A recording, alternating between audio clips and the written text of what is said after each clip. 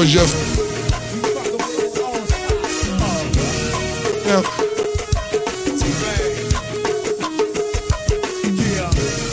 what year did you get your license?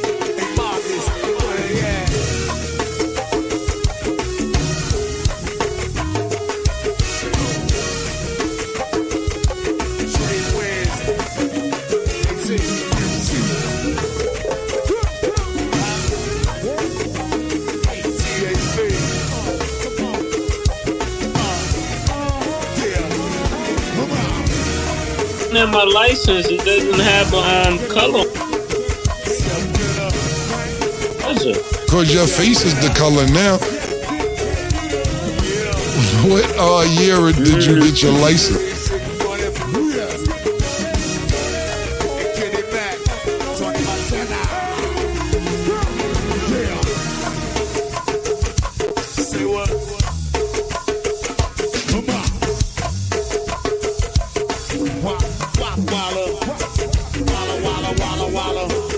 What's up, folks?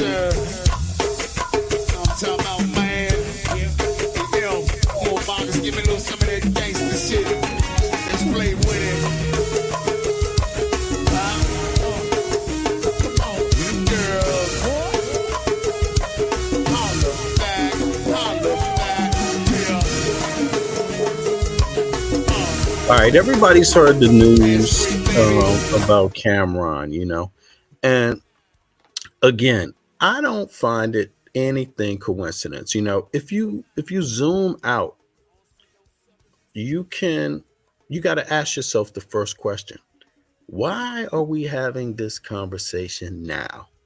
And I'm gonna tell y'all once again, it's because it's the election year. Don't be fooled.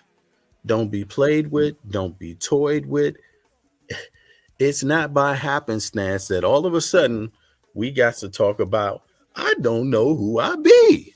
I mean, what's up with this? Folks, come on, let's just take a little ride and think about it. You know, just a little ride and think about it. I don't think it's a bad conversation to have. Hey, what's up? What's up, Just Lovely Me? Yeah. Hey, don't forget to come back tonight. So we or later on today, so we can discuss some of the, I don't know, the sector of the Black Society of America. There's a sector. It's not Black folk. It's not Black Americans. It's a little sector there of folks that got some shenanigans, and you know, we're going to discuss that too. The toxicity, you know, that just seems to be there. But right now we're going to talk about, and thank you for joining, by the way. I appreciate you so much. Your stream the other day was dope. It was dope, you know. But let me stay on topic here. Let me see here. It's not by accident that we talking about this topic. All of a sudden on the election year, we're getting to the identity question, you know, on the election year. Wow. It's very funny, you know, because if you want to talk about who you are, your identity, let me tell you, there's a million possibilities. There's millions of them. You know, did you know that according to human rights, I'm talking about your rights. Yes, your actual rights. Don't think that your civil rights do not come from your human right, quote unquote, according to the law, because they do. And to be honest, you got the right to identify as Green Lantern if you want. No one can tell you. It's called the right to self-identity, and no one else can define that but you, the individual. And when you start telling the individual that they are not what they claim they are identifying as, you're stepping into what is called denying right of identity, of self-identity, because you are not that person. You cannot tell them what they are. They are in fact here to tell you, and you are here to tell them what you are. You can tell the whole world what you are, We're going to talk about that with Neo X later today, too, also, about our rights and about our advocacy and about just, how shit works in reality, not in, the alleys all the time and and not in the, gutter all the time. But today we got Cameron. Cameron is talking about, part of it is about his identity. Part of it is about what he thinks African people think of African Americans, even though he's not, as he says, African. I mean, what is it? You're not African, so what, brother? But do you get the right to tell other people what African thinks when you yourself say you ain't African? Make it make sense. Make it make sense. That's all I'm saying. Make it make sense. You say you are not African. I give you that right.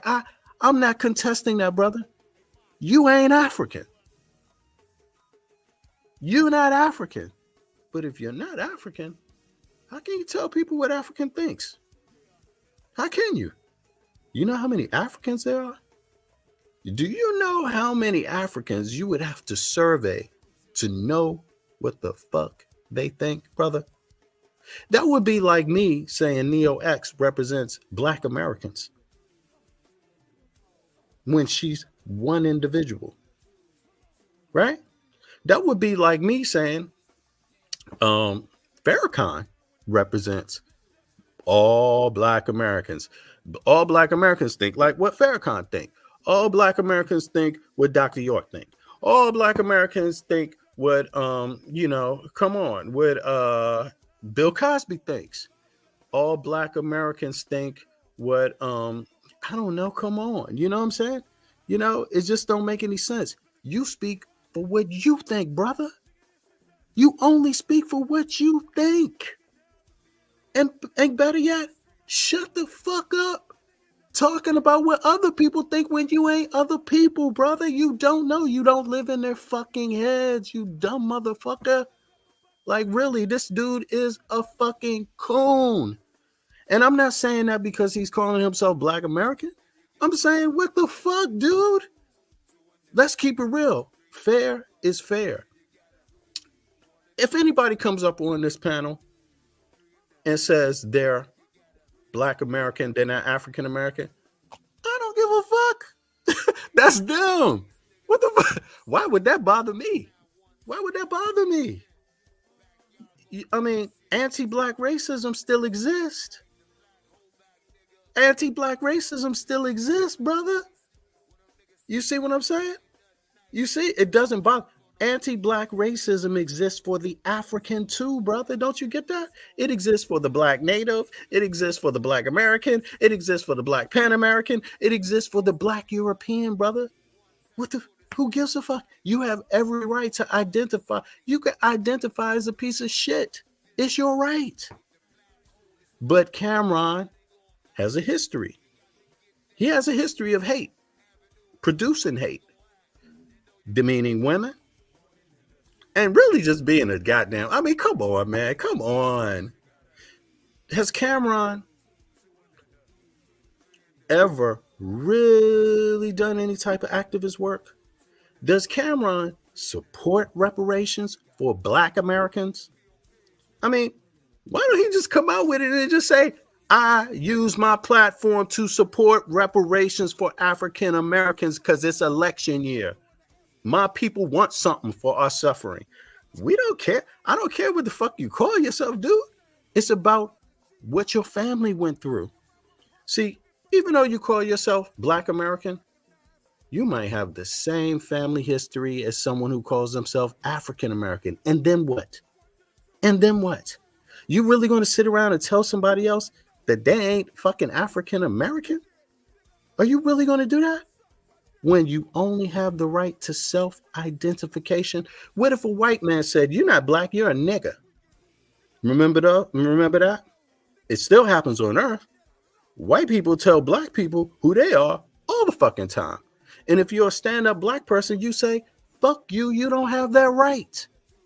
It works like that with everybody. It's really simple. We don't have to make this complicated during election year when we should be thinking about what we have in common and what we need to get accomplished this year for our people. And guess what? There's multitude of terms. Let's get to the terms. Yo, matter of fact, let me drop the link because I know Top Flight. What's up, bro? Top Flight was talking about. He was giving some perspective. Now, don't get me wrong. I'm fine with FBA. I have no problem with FBA. What the fuck? It's not what you. For me, it's not what you call yourself. It's what your agenda is. See, Cameron can call himself Black American all he wants. So what? What the fuck is your agenda, dude? This is election year. What the fuck are you using your platform for, bruh? And is he even a brother? Goddamn. I don't know. What the fuck? I can't tell. He have to tell me. Yo, he have to tell me. All right. I don't get it. You know, you can't tell someone else what they have to identify. You can only do it yourself, and somebody have to accept that. But guess what? It's not killing me that you don't identify as African American. It don't kill me that you identify as Black American. It doesn't matter. He said, well, let me shut the hell up. Yo, let me Top Flight. Y'all, anybody hop up? Let me just put the link here. I'm going to play this first before I go on. You know, this is some of my observations, and I really just want to help. I want to stand with my brothers and sisters that want to talk about this and add some clarity that makes sense for all of us: African Americans, Black Americans, Afro Americans. You know, the whole shebang. You know what I'm saying? I want to just do my part. So let's play this. Let's see what the deal is. In my license, it doesn't have a color on it though. Hey, I'm man. looking at my license. It doesn't have a color on it though. It doesn't. Because your face is the color now. What year did you get your license? I don't know. Different states have different stuff. year? We don't even gotta go into the license. When you go fill out a test when you're in school and they ask you this, down, and third, this, that. I'm gonna be honest with you. I'm gonna be totally honest with you. And I know we gotta get back to our topics. We already a few minutes in. I'd rather feel in Black than African American. Because Africans don't even fuck with us. Wow. Because they don't. And Americans do? Well, you're American, Mace. You're born American. When you go to the Olympics, and when I say African American, you go over there, they call us Yankees and all that. They fuck with us, but we're not from the motherland. We're from America. So I'd rather say I'm a Black American. When we go to the Olympics as a country, and somebody Black is fighting from the United States, you don't say African American, you say American. You don't even put a color on it. It's an American fighter fighting a European fighter, or China or Japanese or anything. You're known in the Olympics as an American. It doesn't matter what color you are. You're an American fighting against somebody from Cameroon or Senegal, whatever. The point being is they don't categorize it when it's world competition, but when it's other shit, it needs to be categorized. So I consider myself a Black American. I don't consider myself African American. And shout out to all my niggas in Africa. Much love. But y'all don't consider us real Africans. Y'all don't. That's that.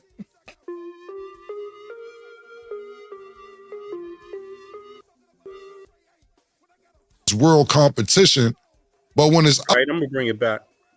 Hey, I'm man. looking at. You know what? There are some things. I think, first of all, generalizing is not good. It's not good to generalize with these kind of things, you know. I think what's up, Top Flight? It's some things I agree with that you can't debate. Some things you can't debate. There are differences, right? Should that be a big? I mean, there are differences. You can't help to have differences. Differences. You know, you're on a different continent. You grow up in a different continent. You grow up eating different food. You grow up, largely, you grow up in a different. Man, let's just put it to rest. Black Americans are our people. We were reared up under the United States of America and everything that comes with it and its racist policies. So of course we can't be exactly the same. But when we're talking in dialogue and when we're dialoguing on things, we need a lot of words that represent a lot of different nuances. So sometimes we might use different terms to describe that, American is one of them. I'm American. You American. You got an American passport, right? I mean, that's American in that sense. Your nationality. If you're asking your nationality when you're traveling, you're talking about, and you have to put your passport up. Yeah, you're American. That everybody gets that. But in every country, you have people of different ethnicities.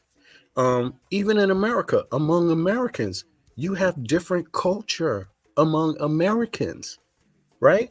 Top Flight, would you say your culture is the same as somebody from Los Angeles? Let's say a black man that grew up in Los Angeles. Would you say your culture is the same? And you from the East Coast? I would say majority, yes. Majority of our cultures would be the same, yeah. Okay. Like what? Like say somebody say we hit the mall, we get fresh, we take pride in our cars, we go to the cookout, and we play the same music, we love oldies, we love hip hop, we eat the same, we love the same food. You dig? Right. Exactly. That is true, brother. That is true. Now, that's true, right? I mean, we can't deny that. That's just how it is. And we also we migrated from a specific place in the country. Pretty much a lot of us, right? A lot of people in the West Coast, their families migrated from the South and from the east part of the South. A lot of our families maybe in the North or Virginia or in New York migrated from the South too. So we are closely put together, but we still have some differences, right? And we use terms to describe those differences. East Coast, West Coast, right? We talk a little different, right? I mean, we're not exactly the same. And in language, when we communicating with each other, we know that we like these dudes from over here, they use that language. Okay, he ain't from around here. He's not from around here, right? That doesn't mean you're not African American. That doesn't mean you're not Black American. That don't mean you're not Afro American, but you're not from here. So we have these kind of nuances. Over there, they might do something a certain little way. They might have a twist. Over here, we may not like that twist. We might like it a little better over here. And then when we're talking about it, we're going to have words to communicate about. Don't mean we hate you. And it don't mean we're not from the same tree. It doesn't mean we're not even brothers and sisters. But, at the same time, there are some differences and we need terms. So there we got African American, Black American, Afro American, and then, outside, those are the ethnic terms, right? Would you say that? Yeah. Hey, while you right there, quick, go ahead. Because that's a good analogy, right? But we got to get to business, man. We gotta get to the important part, right? And okay, so if I'm in LA, right, we got so somebody got a slightly different culture. It's really gang culture over there. So they got slightly. Now this the problem, and that's the difference. This the problem I have, and this the problem a lot of other people have. If me and a brother from LA is out in Montana somewhere, and we about to get jumped by some Europeans, me and the LA brother, we ain't gotta say a word, dog. We already know what time it is. They gonna fight with me. Now, if you take a brother, if you take one of our brothers from the motherland or somewhere else, it's gonna be a little different. It's gonna be a little. I mean, let me ask you: do you think it'll be a little different? I think it's going to be a toss-up, man. And I think, but I do think you're right. It's like it can be very different because you're dealing with a person that may not even have any clue what's going on, but Right. that's okay. They don't have a clue what's going on, and they're gonna find out what's going on. But some a lot of people know what's going on, man. And the reality is, from what I've seen, is we buck the system, and we don't care if the system accepts us or not most of the time. And what I've seen, a lot of outsiders, man, a lot of people that are not from the States that are Black American, they want to be up under the system, and they will bow down to the system very, very quickly. You know what I'm saying? But let me ask you this: is that what it's about, though? Really? Is it about like we're fighting the system? Okay, I understand there's political differences, right? And that's fair because in that sense they haven't experienced that. Some of them might be aware of it, some of them may not be aware of it. But if you're not aware of it in the United States of America, you're going to become aware. And a lot of times these people become aware when it starts affecting them. That's usually how it's working with a lot of people. But let me just ask you this. Okay, so let's say there's an issue with that. They don't stand up for the system, right? Okay, fair enough. So in Cameron's case, do he support reparations for the ones that do, for their ancestors? I think Cameron is just like an easy target. I think that he's not the best representative to speak. You see? Look, but he's talking about it, though. Well, no doubt. He's the one saying this stuff or his platform. But then when you ask him, do you support reparations for Black Americans? What's up? It can't be both things. I believe he would. I believe that Cam grew up in Harlem. Cam grew up around brothers. Cam, I mean, just the simple fact that he just called himself Black American. You could tell he has more of an allegiance and an affinity to Black people. Look here, man. A lot of these other Latinos and other immigrants, they would never in their life say no. They would never say I'm Black American. They would never say that. You know what I'm saying? So it's all about your allegiance, man. And this just proves our lack of hate for immigrants. If you ride and we love you. If you bout what we bout, we rocking with you. So this just proves that we're not anti-immigrant. This proves that we're not all these things that they try to make us out to be. You know what I'm saying? That a lot of people, because I've been arguing about this for days, and people been making narratives like we're anti-immigrant. No, if you have the attitude of I'm a Black man in America, we are rocking with you. Right. I mean, I think it's true, man. I mean, my experience where I'm from DC, I never had no problem with no African. I never had no problem. There was never there's just never even any question. The ones around DC that I've experienced, they have a logical understanding that there's going to be racism, right? And a lot of them tend to group up because they're trying to preserve their identities too, right? And their culture wherever they can while being in a foreign country and things like that. But I've never had I've had a few experiences. Like I could say, for example, on U Street, and I'm saying U Street because a lot of people don't realize U Street is not just this place where people go and hang out to party. For some of us, our goddamn grandfathers was down there after work. You see what I mean? Walking them streets, So the reason why I picked that is because in light of that, my grandfather's Black American, right? But today, or when I was growing up, or when I was a man, we might have certain groups, like we might have some Ethiopians. They're having some businesses now, different groups of Africans that migrate into the country. And there was actually a spot where they didn't want no African Americans coming into it on U Street, like flat out. Yeah. And people was getting indignant about it. You know what I'm saying? Cats wasn't going for that. You know what I'm saying? And, but on the other hand, the Somalis, they ain't give a fuck. The Somalis like, come on in, man. We know who y'all is. And look who's on the wall here. We know that. Yep, we can work together. We can get this done. We just like, So what you think about that? Now he just grouped you see what I mean? Like he just grouped all Africans into they don't like us. Well, this And is it's like, go ahead. My fault. yeah, you see what I mean? But the reality is that all the Africans in the US ain't like that. No, yeah, I think everybody knows that. I think that's understood. I think this is where it gets sticky, and I think this is where the lack of, I'll just say it's where it gets sticky, right? Okay, so we know, we know it's not everybody. We know that goes without being said, but we have to admit, and people have to really tell the truth that there's a culture. There is a whole culture. I can pull it up right now, where you have Africans giving their testimony of how their family told them about Black Americans and not to be around them.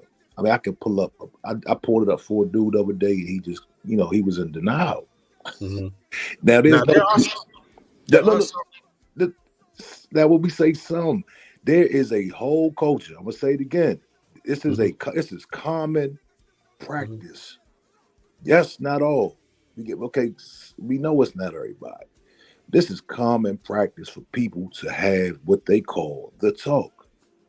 There is no talk in Black American culture about not hanging with immigrants.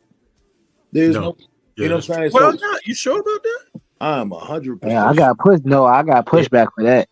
Okay, there you go. Now, so man, look here. Go ahead, finish your thought though, Top Flight. Then let Ralph. Go ahead. I have never, ever. We've always embraced everybody. You dig? Nobody's ever told me don't hang with the African, don't hang with the immigrant, or nothing like that. You know what I'm saying? So yes, we gotta get past this. When somebody says Africans don't rock with us, look, we know it's not everybody, but it's enough, and it's many, and there's a culture of this, and it's a fact. Okay, so let me ask you this: what do people that discuss this topic, like let's say Cameron or others, that because when it's public, a lot of people get to hear it. What is it they want? My opinion. If you can answer that, because you want something yourself, and it may not be the same as what Cameron want, for discussing it. There might be some different, answers. But what you think what do you think a person having this discussion should want from the discussion? Well, my personal opinion, I don't think he wants anything. I don't in particularly want anything. I think this is the age of it. We're acknowledging it. It's coming to the light. And people are letting it be known. We've been quiet about it for a long time, and we've had respect. We pay homage. We've been humble, and we've, we've been the good Black people that we have been with everybody. And now it's like once after a while, once we start seeing it more and more and more, and feeling it, sometimes you won't see it, you'll feel it. You dig? So he's from New York, so I'm sure he's felt it. But I don't think we particularly want anything. I just think we letting it be known at this point. Okay. Yo, Ralph, what's up? You there? Hang on, Top Flights. Don't drop down. Hey, yo, good morning. Ralph, what's up, bro? Good morning, man. Good morning. Yeah, I'm here. Hey, good morning. Hey, how you doing, bro? What's your thoughts? Man? I'm gonna play the video over again, but at some point, But what's your thoughts about myself, my comments, or Top Flight's comments, either one, or any other thing? I think it depends on the area you raised in. To be honest, some areas are more segregated, and some areas are more integrated. Me being a guy who travel up and down the East Coast, New York is very integrated, so they allow anybody to come and shake hands. They got foreigners calling, people of color the N-word. So y'all are mixing pot of everything when it comes to that. So it's like everybody almost is kind of like the same. The deeper you get into the South with darker with people, darker people, you get less integration. Like I'm in an area of when I went to school, we had maybe one or two white people out the whole school. We had no Mexicans. I was born in '85. I really didn't know what white people was until I didn't even know what they were until I moved to Maryland. You know, so when we did see them, we actually used to see the Klan ride up and down the street. So it's just starting to get somewhat integrated here with Mexicans and other people. Um, when you look at like areas like DC and with this heavily have a lot of Africans there, they got a whole like you said U Street, but there's a couple of other streets they got and a couple of cab companies. It's all Africans there. They will not hire blacks. They don't associate with blacks. They just give you a ride and that's it. You know. So when we talk about like, does Cameron say that can you say separate us from Africans? And somewhat to a degree you can, and then in a degree you can't, because the melting, it really starts within Africa or America. There are two continents that really should be put together for real. So if y'all hear someone like Cameron who states that when we go to the Olympics, they don't call us African American in the Olympics, they call us American, it's a prideful thing. It's prejudice. America uses prejudice and pride to look superior to other countries. That's why we all have our own flag. But notice us as blacks, we don't have our flag. We don't have a flag at all unless we're going to claim African. Right. In America. So it still singles us out. And if you think about other southern Alabama and Georgia, Texas. Well, Texas had the Mexican thing, but they just really started dealing with us not too long ago. But like the southern Negro states, we stayed together as Negroes. You couldn't bring a white girl to grandma's house. You couldn't bring no Spanish girls to mama's house. Let us stay on the couch. We all look at you crazy. We just got to that point maybe 15, 20 years ago. So I wouldn't say that all cultures are the same, but once it gets to becoming the same, once you start integrating and mixing families, because people don't want to tear down families, so we all become one. Do you think, like, I mean, look, man, as far as my experience is right, I have experience where there's been some misunderstanding, but me being the fact that I give you an example. I don't know. I've been very assertive a lot of my life. I mean, I don't come off like an assertive person. And usually I'm a funny person. I like to have fun. I like to have a nice time. Usually there's no need to be assertive, right? But then sometimes there is, And when I come across Africans in the U.S., and growing up as a young man, I'm talking about, when I say young man, I'm talking about in my 20s, right? Living on my own out there, in DC. When I came across these, kind of issues here and there, I asserted myself. I literally asserted myself right there in the moment, and I knew that some had some kind of issue, but then I also knew a lot of them don't have that issue at all, man. A lot of them love us, man. A lot of them respect us, and I'm talking about just period. If you like them, they actually know who you are. They're interested in knowing who you are. They're interested in saying, they have their thinking. Africa, just like us, we got some black. I'm sorry, man. We got some black Americans that's dumb as fuck, and we got some Africans that's dumb as fuck. Mm-hmm. You know, and I'm just curious. That's why I asked, like, what do they want? What does the conversation want? What do the people want?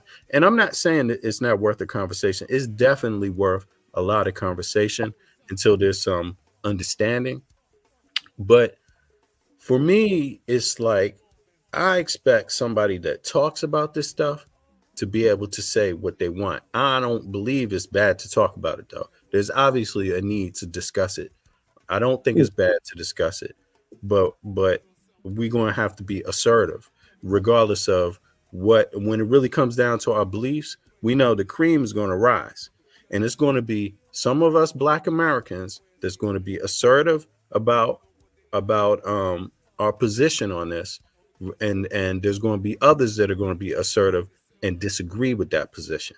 You see what I mean? So that's why I'm more interested in talking about it. And that's why I want to know, like, what do they want? Now, when my logical answer, you know, to what do they want, I would be thinking reparations. And I would be, and not just reparations, but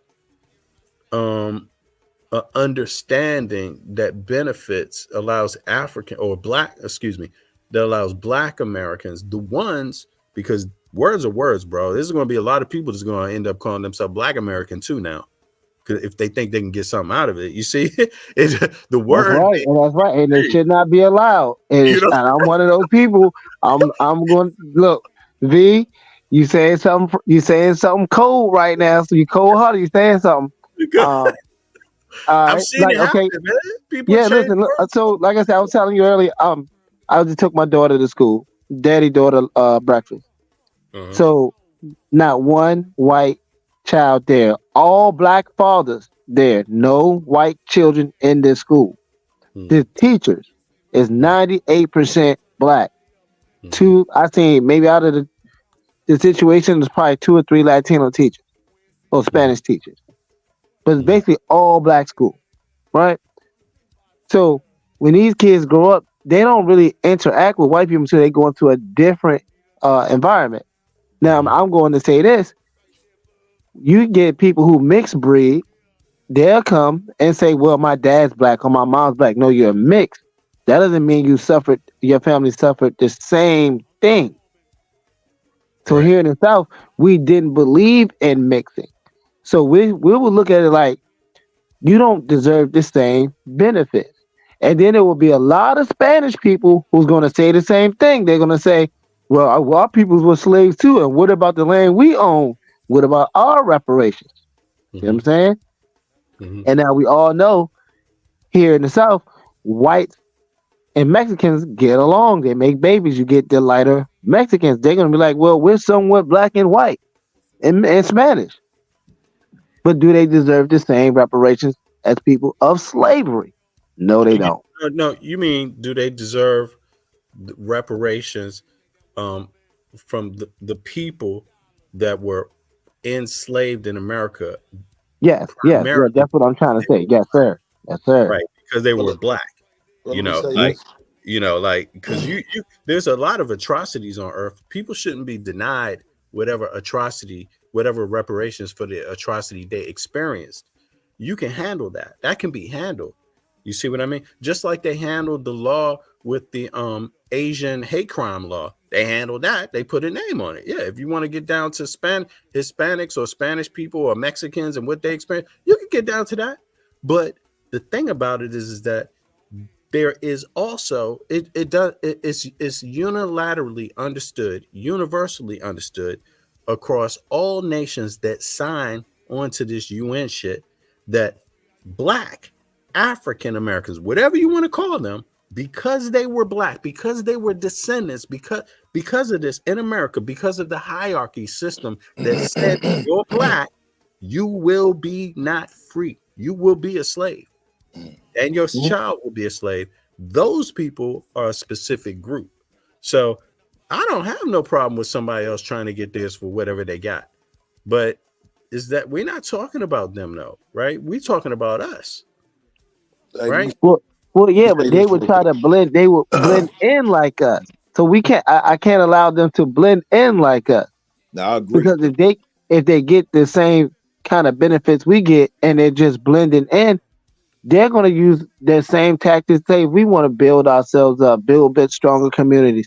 They're getting a piece of the pie, which they don't deserve. I agree. I don't know too much about the mulatto mixed thing. If somebody say I'm mixed, right, and my grandfather was great grandfather was a slave, I deserve reparations. Yeah, that's I true. mean, this is what I'm talking about, man, because this is what I'm saying. Like, I think when I agree with you, Top Flight, like Cameron, obviously he ain't the best representative for the conversation. I guess he's using his platform in the way he think he could use it, but he didn't mention reparations at all. He probably don't know that. He probably don't know that about no reparations, dog. And for me, it's like, I don't understand why why two things are not at the center of the discussion: reparations for Black Americans or from the descendants of slavery, for FBA, Foundational Black, if you want to call it that, if you want to call it ADOS, if you want to call it, I'm cool with that. Whatever people, in my mind, I'm intelligent enough to know who my people is when they talking to me, regardless of what they say the word is. I'm not dumb. You could call yourself Afro-American, African American. If you mean African American means that your ancestors was with my ancestors on that slave plantation, I ain't got no problem with that. I don't really care what you call it. It's the meaning behind it.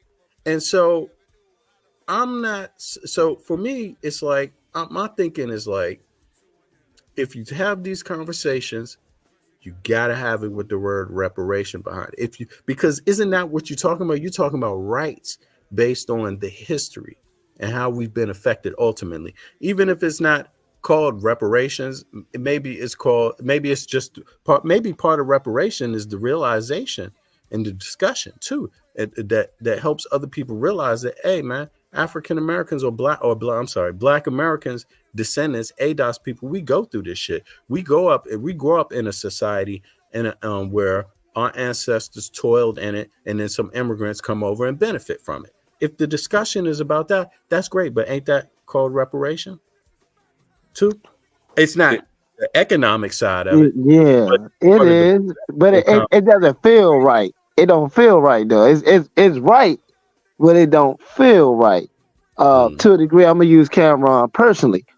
Hey, Cam, if you're listening to this show, I support you. I bought all your albums as a kid, but I'm gonna have to dog you with this one. So he started off a Confessions of Fire, SD, Sex, Drugs, and Entertainment. He started off rapping like a Latino. A lot of the things he would say, he would say it like he's Spanish. Don't get me wrong, he might be somewhat Dominican or something like that, or Barbados or whatever. Top Flight. Have you ever done that? Was you 10 years ago? Was you talking like a Latino? Absolutely not. Exactly. Was you? To be honest, no, I was not. No, I was talking like a Negro. We was drinking purple Kool-Aid, eating pickles and pistachios. So I really don't want to give this up. I really don't like hearing New Yorkers talk about reparations because they're so integrated. But the fact that because you can't really get their background, and a lot of them come from the South. Intermingled. They came in. They mingle with so many different cultures and different people.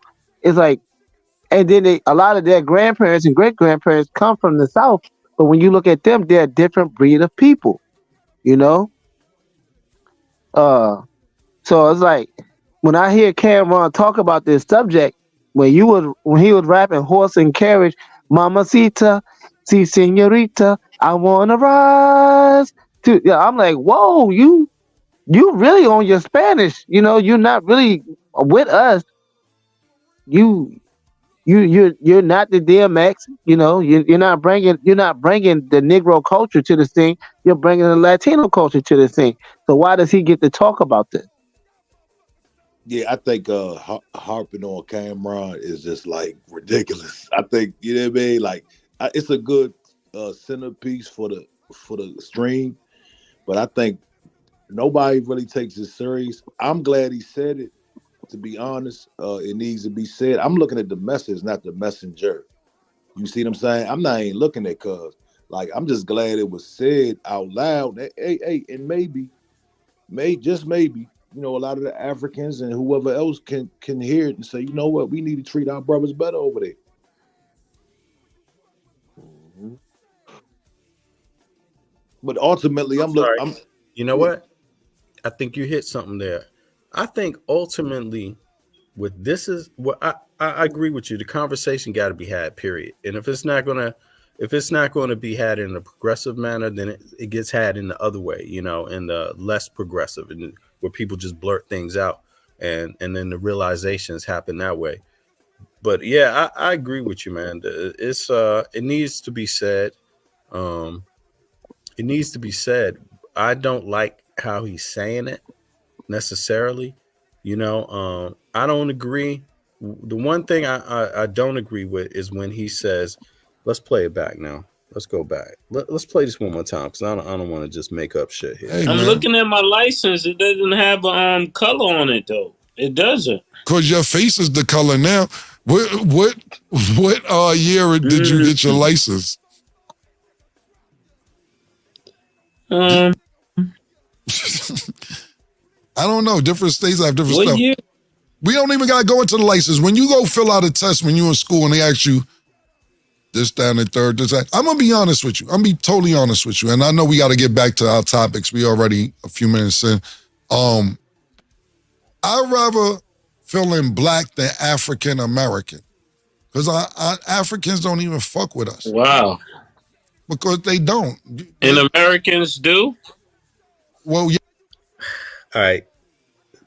Africans don't even fuck with us. I second that. You do?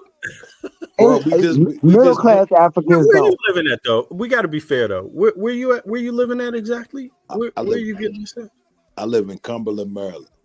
Okay, so in Cumberland, Maryland, it's like that basically. No, Africans don't fuck with African Americans or Black Americans. I'm gonna say it again, and shit. I'll even pull it up, dog. Let me tell you, man. Look here. Okay, so we just established the fact. I don't know if y'all agree or not, or if y'all are informed, but we just established the fact that there's a whole culture. There's a talk that they have with their children that tell them, do not mess with Black Americans. I've had a chick tell me she was repulsed by the fact of even thinking about dealing with a Black American. She wanted a white man. Her parents told her to deal with white men. Do not deal with Black American men. It's a thing. It's a thing. It's a culture. You see what I'm saying? So of course, not all. And we just can't. Everybody I talk to just can't. But brother, don't our goddamn sisters do that too? Nah, not to. You don't hear no sisters. They don't be fucking with white dudes. Don't we be talking about it ourselves? No, we just flipped it, dog. I'm gonna say it again. Parents, mother, father, sitting their kids down and having what they call, not we, they call it the talk. They call it the talk. But is it? I understand it because I know that exists. I definitely know that exists. But what I'm saying is that how do we establish how do we quantify how often that's happening? Let me tell you how we quantify. That's easy. There you go. I want you. I can't count how many times I've heard it. Let me tell you something. I went in these Twitter spaces, dog. I wasn't totally a believer. I went into these Twitter spaces. They call us body bags? They call us body bags, Holmes. They have terms for us. Body bags. Okay. But I get that because I got off of I stopped doing the African Black American talk on Facebook like in 2000 maybe 15, something like that, because I had a sense that it's fucking agents all up in there pretending to be people, trying to get people to fight each other, right? And that was my sense, right? that it was a lot of this kind of just out of nowhere, like things that I don't see necessarily in reality playing out on the internet. You know, I'm just keeping it real. That's why I kind of slowed down on that, on the political talk on Facebook back then, right? But again, is the internet a place that we're going to quantify these thoughts?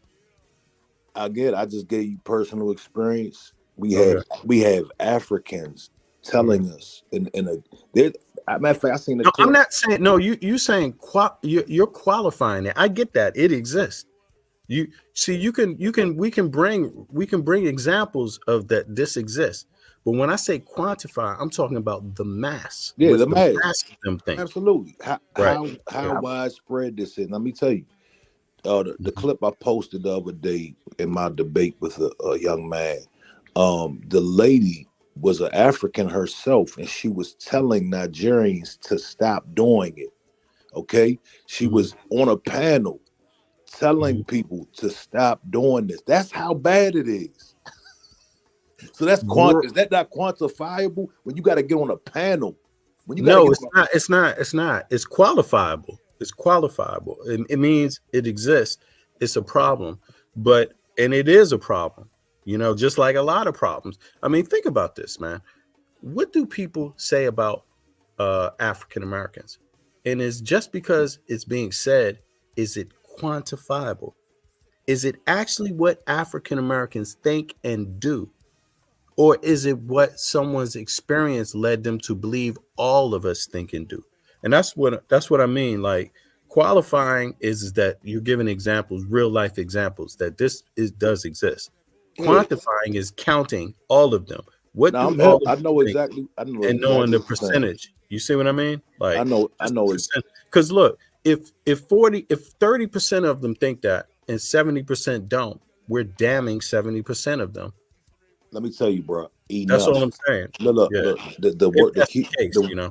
word is enough of them. We don't have to sit here and count to know. Enough of them think like that. This rhetoric. Well, that's different. That's different. This rhetoric is being spewed enough. You dig?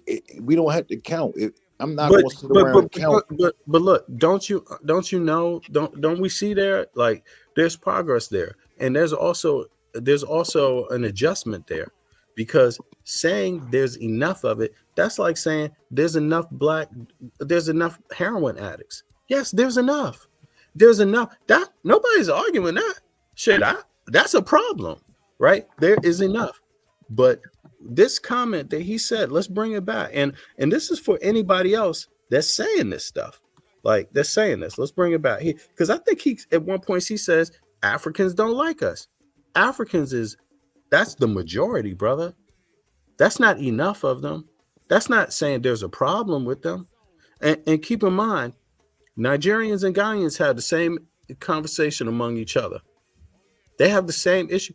You know, there's some of them that's like, Nigerians are like this. And then somebody got to come out and say, no, man, that's not all Nigerians. It's a problem. Some of them are like that, but it's not the majority.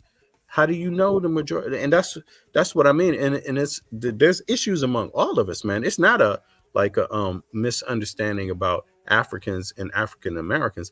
There's misunderstanding. Like, but hold on. Let me just play this through. Hey, I'm sorry. I don't want to stop you. I'm not trying to stop you. Top flight. I just want to hear that part. Go ahead. I'm not trying to dominate the conversation. Go ahead. I wasn't even saying that. Go ahead. Yeah, I want to hear him say this one part about Africans don't like us. And in my license, it doesn't have color on it though. It doesn't. Because your face is the color now. What year did you get your license?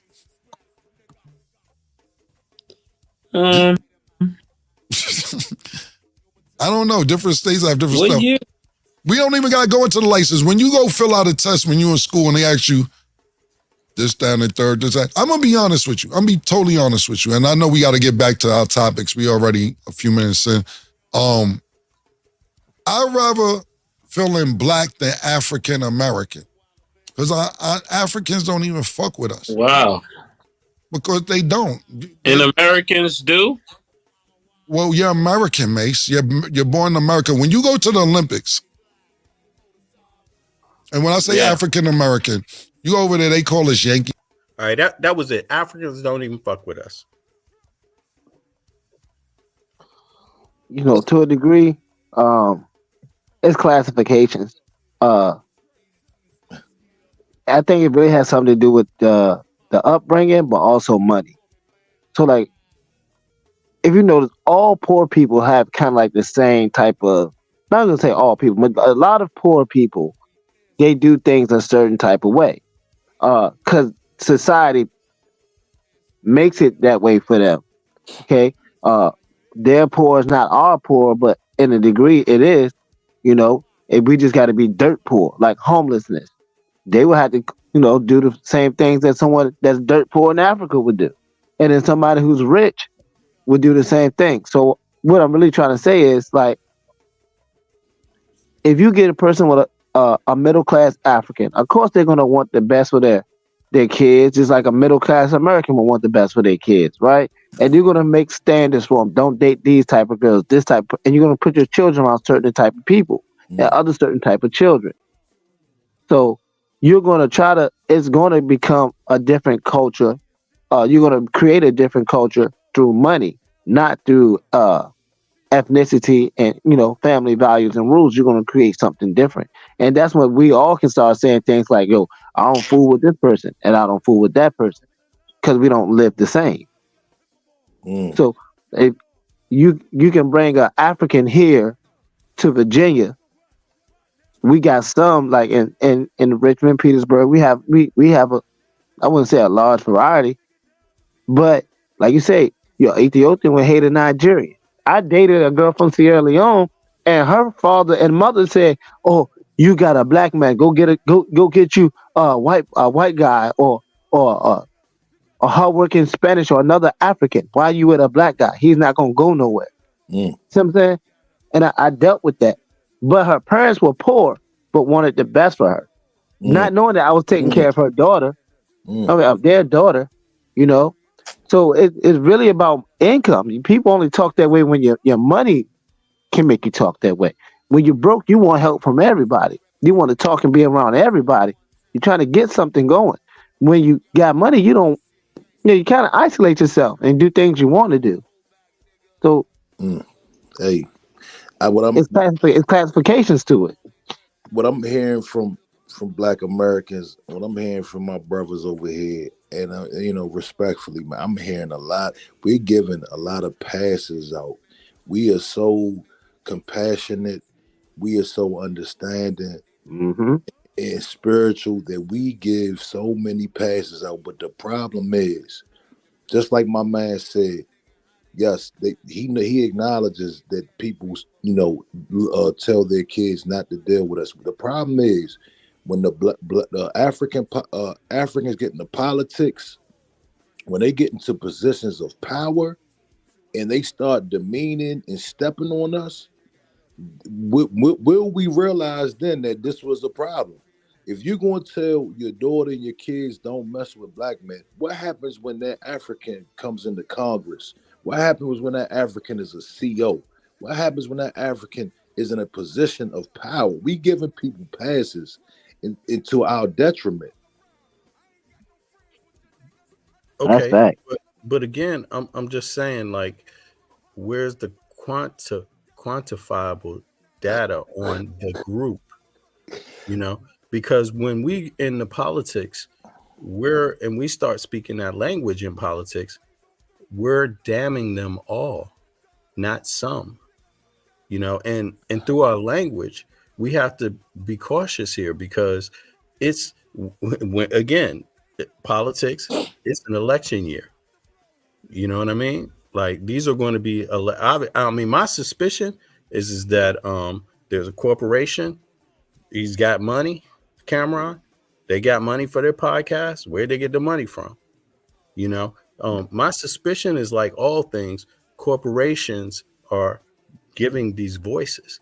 And my question is, like, what is the motive of those people when they give the? Okay, go ahead. I don't really believe he has. I don't believe he was paid to say that. Now let me ask you, what will be, because you keep asking the question, what will be quantifiable to you? What will make you believe? What is it going to take for you to make it quantifiable? What will be something that will make you, yeah. Well, this is why I do believe that, we do need like to have number one, the conversation, but we need like surveys, right? the same way. Yeah, because look, as soon as you enter in America, you're entering into survey country. They spend money on this, for some people. For some people, it's important to know exactly what they're thinking. And when they want to know what a population is thinking, they survey them. Okay. I ain't mad at that. I'm not mad at that. I'm saying if they survey them and this is coming up like that, you're going to begin to really know. Then you're going to, and you're going to also get, I think, some differences there too in the surveying. You know what I mean? And we're going to know a lot more. And I think it's fair enough to want to know a lot more. And it is definitely fair enough and our right to discuss our experiences when we have them. They're undeniable, the experiences. But the good experiences are just as undeniable, and that's why we want to have these that's why we need surveys, but that's also why we need conversation. But the conversations are not necessarily surveying. Hey man, let me ask y'all, I want to just get y'all into this. I'll give you an example. Hold on, just of the surveys. Yeah. If they went out and they say they want to know what Americans think, they would need a survey to know that. Right. Now let me ask you. Mm-hmm. Okay, let's take this survey thing for instance, and I would love to see that. Now that I think about it, now that you mentioned it, I would love to see a survey. Now I want y'all to think about this. Mm-hmm. They walk up to somebody fresh off the plane, and they hand that man a survey, or they hand that woman a survey, and they basically ask them questions like, "What do you feel about Black Americans?" Mm-hmm. I would bet the house that none of these, majority of these people, number one, they're going to be too scared to side with us. Number one, they're going to separate themselves immediately. They're going to say, you know what? I'm not really fond of the Black American, because they want the favor from the dominant society. We've seen this. They're not. I'm sorry, man. It's just not a history of a majority of riders coming over here. People that's really willing to sacrifice. They're not going to come from another country where they wanted to get here. They're not going to sacrifice. I agree with that. I agree with the dynamic that when people are immigrating into another country, they often are less political. They are often not taking up struggles of the broader masses. Mm-hmm. They're often like ducking their heads and trying to do something else. And that happens. Guess what it happens to when Black Americans travel too and immigrate into other countries? A lot of them are ducking their heads. I wrote that in my book, and I'm not just promote my book, but I wrote in my book that from my experience, and it's qualitative though. What I wrote in my book, some of the things are quantitative, dealing with numbers and how the government collects data on ethnicity, and then some of it is qualifying information, qualifying data, and that is when I'm talking about my experience, because I didn't count them all. I didn't meet all African Americans. I didn't meet all. I'm not meeting everybody. I'm meeting the ones that I come across. And in my book, I wrote that largely it's a two-sided coin. I even said, I said this, that African Americans, my sense, what I'm getting from African Americans that I met was that a lot of them didn't want to take up political positions because they didn't think others would take the positions up with them. Right. So it's not the exact same thing, but it's a tendency for immigrants to not take up positions that go against the structure, because then they put themselves out there for the reprisal. in whatever way. It could be in the smallest way. It could be just that they had a conversation, expressed their feelings, and somebody else don't like it that they're working with. The same way, I mean, we have to admit we're more associated with white Americans in the society and how they think. The white Americans are used to hearing us talk, so we're more confident about talking. And I'll be damned. I give this to my people in America. We're not only confident. A lot of us are like, I'll be damned if I don't make my position on this shit clear. But then there's ones that ain't gonna do it. There's ones that's gonna duck that shit to get that job. Hey, yeah, let me say this, man. For V, my bad to cut you off. I can't see your name. I can't see. What's your name, bro? Top Flight. Top Flight. How you doing, Top Flight? Negro Route. Man, I've never seen, BB, I'm asking you this. Have you ever seen like a political or some type of African Congress members or some type of just any type of African politicians speak on trying to get American black reparations? Or have you ever seen them, being that, Africa and America has a lot of dual citizenship that can go along with each other? Have you ever heard them say, well, they want to fight for what black Americans need? Because that will be a prime reason why we don't speak on helping Africans or, even associating with Africans to that degree, because we can look at it like, if we were slaves from Africa, why ain't nobody come back and get us, and why aren't y'all fighting for us politically or something like that? Well, I think that's a good question, bro. I think what I suspect is that when we're dealing with immigrants, right? I'm talking about first generation immigrants, right? The ones who just migrated there, and right, that's probably very different from the ones that migrated there 2-3 generations before. Their thought processes are going to be different. Their experiences are going to be different. Their knowledge base is going to be different. So they're going to have a different political understanding. That would be my guess. And my other guess would be in the United States of America, just due to the overall power structure, it's just hard to get folks to talk about this, period, to stand up on this issue, period. Mm-hmm. Or even our own people, even our own, so I wonder, I mean, but again, I think that there's a need for data on this. There's a need for quantifiable data. There's a need for surveys on this, to have more understanding, since the conversation is coming out. I don't think it's wise to do any type of action where we're not having quantifiable data, right? Politically, right? But I think the beginning of the quantifiable data in getting this, and quantitative data, the beginning of that is having a conversation and saying there's a need to know how many think this, how many think this way. I mean, if we look as Black Americans, right, or African Americans, because that was the other term before we decided now it's going to be Black American, right, or FBA. FBAs used to be called African American. FBAs used to be called Black American. FBAs used to be called Afro Americans, right? I suspect you're going to see the same type of dynamic with these other populations, and I think it's likely going to be the generational thing, which points to experience. Immigrants, first generation experience is different from second and third generation. Their mind changes about these issues there because of the experiences they're now having an opportunity to have. They clear some things up, that's what I suspect.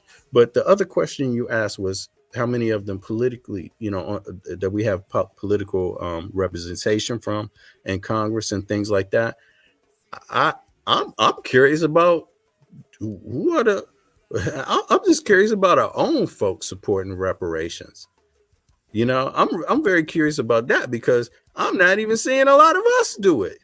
A lot of, I'm wondering myself, I'm really wondering, like, damn, and that makes me think that in terms of getting into Congress, in terms of getting into the Senate and things like that, it's probably something that is such a big topic, anti-black racism and reparations for the descendants of slavery in America, African or black, the ones of African descent, whatever you want to call it, right?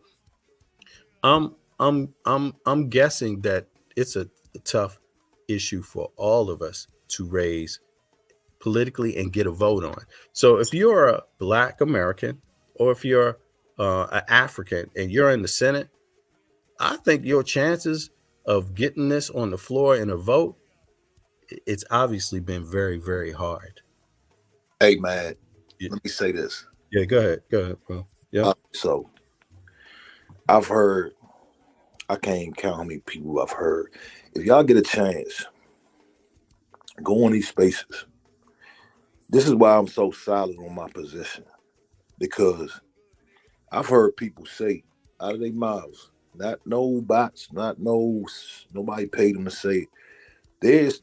Their stance, majority of their stance, immigrants as a whole, and I don't really want to make this an African thing. Immigrants as a whole, when we talk about reparations, their stance is, why don't you work hard? Why are you asking for reparations? You should work hard and get what you want. They are not for reparations. They look at us crazy when we talk about reparations. Now, I think each individual can quantify their experiences and what they've heard. I've quantified it already. I've heard enough.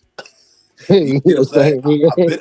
I've entertained these conversations. I've chimed in. I've listened, and I have heard many immigrants, African immigrants.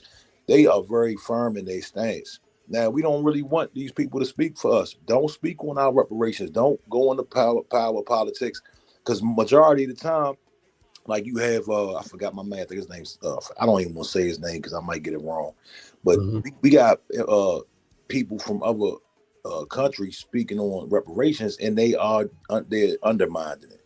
We've heard it, and they're not getting it right, and they're not for what we're actually fighting for, and that's the problem, man. Because this is the problem we're having. This is what we don't want, and we have to stop. We have to be very careful, because yes, foundational Black Americans, we are a different people. We're a different breed. We fight for what we want. We're not taking no shit. We're not playing no games. We have a certain blood that runs within us that we want our justice, and we're not going to sacrifice that. Now, we got immigrants coming over here with black faces that look just like us, and they don't have the same spirit and the same fight as us. And in fact, they're going to do whatever they can do. Just like that boy Obama, you know what it is. Exactly. You get to looking at these people, man. Like, you go to just think about it as a black person, right? You go into a Korean hair salon or Korean hair shop. They don't treat you like you're welcome here. They treat you like you are a product. Like, they treat you like something they own. Like, you in our store, we own you. Abide by our rules. Hurry up and buy. Right. Our movies show you this. All the Africans will tell on Black Americans. They're quick to give up the information about, to other races about, how to come up and not deal with the Black American. It's really right in front of our faces, targeted right in front of our face. And when you look at the schools, the colleges, they want to go to, it's nothing wrong with wanting to go to the best colleges, but you'll see majority of the time, doctors, lawyers, whatever, when they become as Africans, they're really supportive of white people. They're not supportive of Negro people. Hey, And they say, I'm Ethiopian. I'm not black. I'm from Ghana. I'm not black. Right. Hey, look, speaking of movies. Oh, you heard somebody say they from Ghana, they're not black. But what did they mean? You can just type that in on YouTube right now. Africans saying American blacks aren't African. Right. It's a whole long line of it. To take it a step further, is it the Somalis? I think it's the Somalis. They actually some of them put on their paperwork that they Caucasian. They I be was blacker telling than Vivi us. that I got a friend that's a Moor that his parents is black as hell. He put Caucasian on his driver's license. He Right. doesn't deal with it. Exactly. And now, speaking of movies, though, I want to say this real quick. I want y'all to type in Sugar Hill, Akata, and it blew my mind, right? Because That's exactly what I'm talking about, bro. I've been That's exactly what I'm talking about. I've been hearing this conversation for about 4 years now. But this clip came across my Instagram, and it was Wesley Snipes in the movie scene doing business with Africans. They said, "Look here, my brother, don't take it personal. I can't do business with Akata." And this was in the 90s, dog. You know what I'm saying? They was telling us back then. Somebody knew back then that this was a thing. And Wesley Snipes was puzzled, like, what? Akata? What are you talking about? I look just like you. All right, so let me I have something I could say about that. I mean, I'm not just making this up, man. There's a famous there's one on YouTube. I used to see this all the time on YouTube. It was a Egyptian that migrated to the United States, and he had the same thing issue, having to fill out this paperwork, right? And people were telling him that he was not black, that he was white because he's Egyptian, and he was saying, "No, I'm black." And he was talking about how that they're doing that in the data. But since I don't have that drawn up right now, I'm gonna just go past that for a moment. No, that's crazy. And I'm gonna ask another question. Yeah, I'm gonna ask another question though. Cameron, he identified Africans as having this problem. So I'm gonna ask, do other black people that come from America when they immigrate into the United States have this problem too? And if so, how come Cameron didn't say so? See, that's why I'm mad. That's why I'm mad. That's one time I got to get on my boy because he knows it's true. The Dominicans do not treat blacks the way they treat the other Dominicans. They do not treat us blacks the same way, or us Negroes here in America, the way they treat whites. So okay? why did he identify the issue as being he's a part of the issue with this? And I'm saying this is my favorite rapper of all time, man. This is my favorite rapper of all time. But this had me heated because this guy really set the margin for rap in America, in New York, with culturally getting together with blacks. But in reality, we see that they don't get along with us outside of the music, the culture, whatever. And I'm gonna take it a step further. You go to Africa, they got this thing called mapuka. Mapuka is a style of twerking, dancing with their hips and things like that. We get in America, we call it twerking. We make it look bad when we call it twerking, but they do it in Africa as a culture. It's the same thing in the lowest form, of poverty, right? But it's cultural poverty. Cameron uses this, and he'll say it in his raps. He'll degrade a woman for doing mapuka, but he understands it because he's the one talking about he goes to Africa and deal with African people. He'll do business outside with other races. I never heard Cam say he does anything with other black folks. So he's like the worst person to represent us with this. I mean, and he ain't getting that money from the black folks. Ain't giving him the money, yo. Nah, he just look. Y'all don't know is black folks funding this? Look, I don't know if y'all saw. He just dropped $500,000 off in a paper bag to Mark Jackson. Yeah, to Mark Jackson. Yeah. $500,000 in a paper bag. So he's doing business with black folks. And he put on all kind of. No, he didn't do the business. Now he's reaching out. Mark Jackson didn't do a full sign with him. Okay, Mark Jackson went and got his own show now. Okay. See what I'm saying? So he went and got that money from the white man, but didn't take Cam's money. And he's just a product of the show. Yeah, so he never fully signed with Cam. Well, there you go. The point is, Cam went to him with a $500,000. Mm-hmm. Yeah, but see, that's business. Like I said, that's still classism for me. Mark Jackson is the type of person, like he's an honorable person, the way he speaks, the way he moves. He's a religious person, the way he moves. Mark Jackson didn't take the money from Cam. but he deals with a, you know, I'm from New York. We all get along. We all know each other. So it's like, yo, if you'd have known each other for over 15 plus years, 20 plus years, and you don't take a bag, what is that really saying? I'm not taking a bag. And yo, we all done played basketball and been around each other for years. That's saying something to me. Okay, so I mean, I've heard we heard we hear we know this topic, it does not just apply to Africans. We know that. We know this.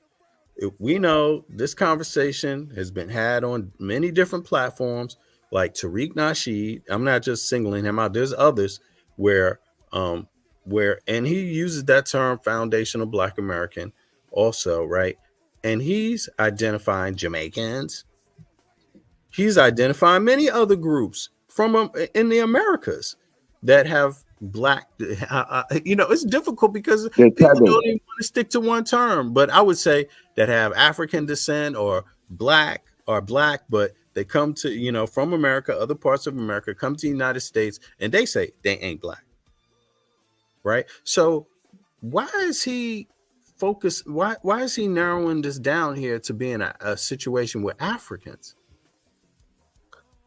Because he's Spanish. Because Cam is part Spanish. So it's like the Spanish, like I was trying to say earlier, they can actually creep in and say we do deserve some type of reparation, and they are the closest to really blend in with America. Now, if us Black folks would side with someone, we would side and say if this was prison or this was the hood. Who we gonna see first? The Mexican. Who gonna split some bread with us, smoke a blunt with us, or offer us a Corona first? And they women, the Mexicans. So that's why we can say that far as with the Spanish, but we can't say that with other races because other races look down upon us. Like they have pride in their own country, the pride in what they have. They have their own flag. Like the Spanish here, the Mexican here, they got their own flag, but they still have entitlement to this land. So it's like they can feel a certain type of way, understand a certain type of way. That's why Tariq Nasheed would call them a tether. Or make fun of those people from other countries, like, yo, you didn't go through what the American Negro went through. You just a part of the system now, and you see what's here, and you think you know what's going on. You haven't inherited anything. You're just a part of something. And most people are going to get sad to say it, they're gonna make it worse for us because they're going to be a part of something. Like you have more Spanish people vote for Joe Biden than ever. They're doing the when they was doing the polls and they was lining up to go vote, nothing but Spanish people was voting for Joe Biden. It was crazy. You know what I'm saying? And he's the one that wants to go against Negroes. Hey, and you can see a long line of YouTube videos and other people of Black men screaming out, "We want to vote for Trump." All right. You want to say something about that top flight? What you think about what Negro Ralph said? Not that you have to, because we all kind of just it's on the spot questions and stuff. But you want to say anything before I play this little clip here? Because I found the clip I was talking about. This clip is like 20 years old. Obviously, you can kind of tell. But if you don't want to say anything, it's okay. I can run this clip real quick and then. You there, Top Flight? Oh, okay. He might be caught up real quick. So let me run this video. This is the video I was talking about earlier. And this is why I was talking about quantifying the thing, meaning not qualifying, because qualifying is what we do when we talk about the people we meet, the experiences we had in a particular place. And that's valid. That's why it's called qualifying data. But the quantitative data is really only done through surveys, asking a broad demographic of a specific group, like taking a poll from a specific group, saying we're gonna poll 5,000 of these immigrants that coming from West Africa, and we're going to find out what they actually think. We're going to ask them a series of questions, and we're going to bring that data back to the public and show it, because that's also important. I call it the yin and the yang. Activists, this is done all over the world, even in America. It's the yin and the yang. My when bad, dog. okay. So, Yeah, go ahead. Did you hear my question before when I was asking? nah. I was asking you what you thought about Negro Ralph's comment there. But I don't know if you heard it. So if you What didn't was the hear it, comment? Ralph, you want to say it I again? was saying how the Mexicans here are trying to identify. They are the closest to identify with us because of the landmass, and they can actually agree with us when it comes to particular things of slavery and things like that. But the mind state of them is European. So they were while a lot of blacks voted for Donald Trump, the Mexicans and the Spanish voted for who? They voted for the president we have now. We really pay attention to society. Every culture of people with their own flag has pride within their own country. They come to America, they do not associate American pride with their country's pride. Mm. So I'm saying we're separated by that. Do you agree with that? I think that Mexicans, they attach to us when it's convenient, and then leave us out to dry when it's time for them to get benefits or things of that nature. Yeah, I mean, I agree. I don't too much agree with the Mexicans voting for Democrats. I know a lot of Mexicans voted for Trump. Yeah, I believe Mexican males voted for Trump. Okay. Yeah, I'm gonna put it that way because I do know I did see a lot of Mexican women and a lot of older black women and women in general most likely votes Democrat and church people.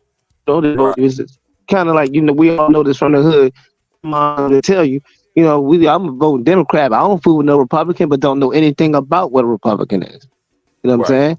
And it's the same thing with Mexicans and the Spanish. And I was saying Cameron is basically Spanish. So why would he basically go against blacks? He has to go with blacks so it can be necessary for Spanish people until they get their own, and he'll probably be gone like the rest of them. Well, like I told bro earlier, I think Cameron has more of an allegiance to his black side. You understand? I think just from like you said, that's your favorite artist. You know Cameron's vibe. Yeah. See, but I'm checking him off of this because, like I said, I like this man music to the T, bro. But we got to think about how he came in the game and how he left out the game. He left out the game with us. He came in the game, Mamacita, hey, Senorita, we gonna rise to the top. He was saying the Spanish people gonna rise to the top. Well, he wasn't saying no niggas nothing. You gotta remember that was that pun era. That was that. Yeah, you know what I'm saying. So I agree. But still, he's standing around amongst the people from Harlem. You got Big L. Big L wasn't talking like that. You got he's around a good amount of niggas. You know what I'm saying? To know you can't be saying stuff like that. You feel me? You know what I mean? So I never was appreciative of a Big Pun and a Fat Joe in their lyrics. I didn't think they needed one of them should have been able to even say the N-word in rap. Mm-hmm. You know what? You know what, y'all? I mean, to me, this is what I'm saying. That's why the quantitative data is so important, because the qualifying data is our own personal experiences, what we've come across from where we are from, where our, in our particular upbringing. The United States is a big country, and so there's different demographics there, and there's different experiences. But so that's why I say, like, the quantitative data is missing on that argument, right? About Africans, not, and what they think, that the ones that come to America, the first generation, second generation, or third generation, my belief is that there's a difference in those generational thinkings, and they're all part of the voting block, and they all probably, I suspect, think different about these topics, because their experiences are different. The African migrant that is like second or third generation in the US, I don't think they feel the same as the one that is first generation, because they haven't had the opportunity to have the same experiences yet.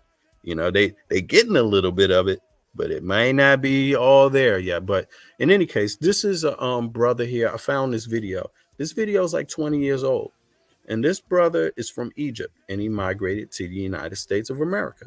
And this is what he have to say about that regarding his experience now, right? So let's play it here.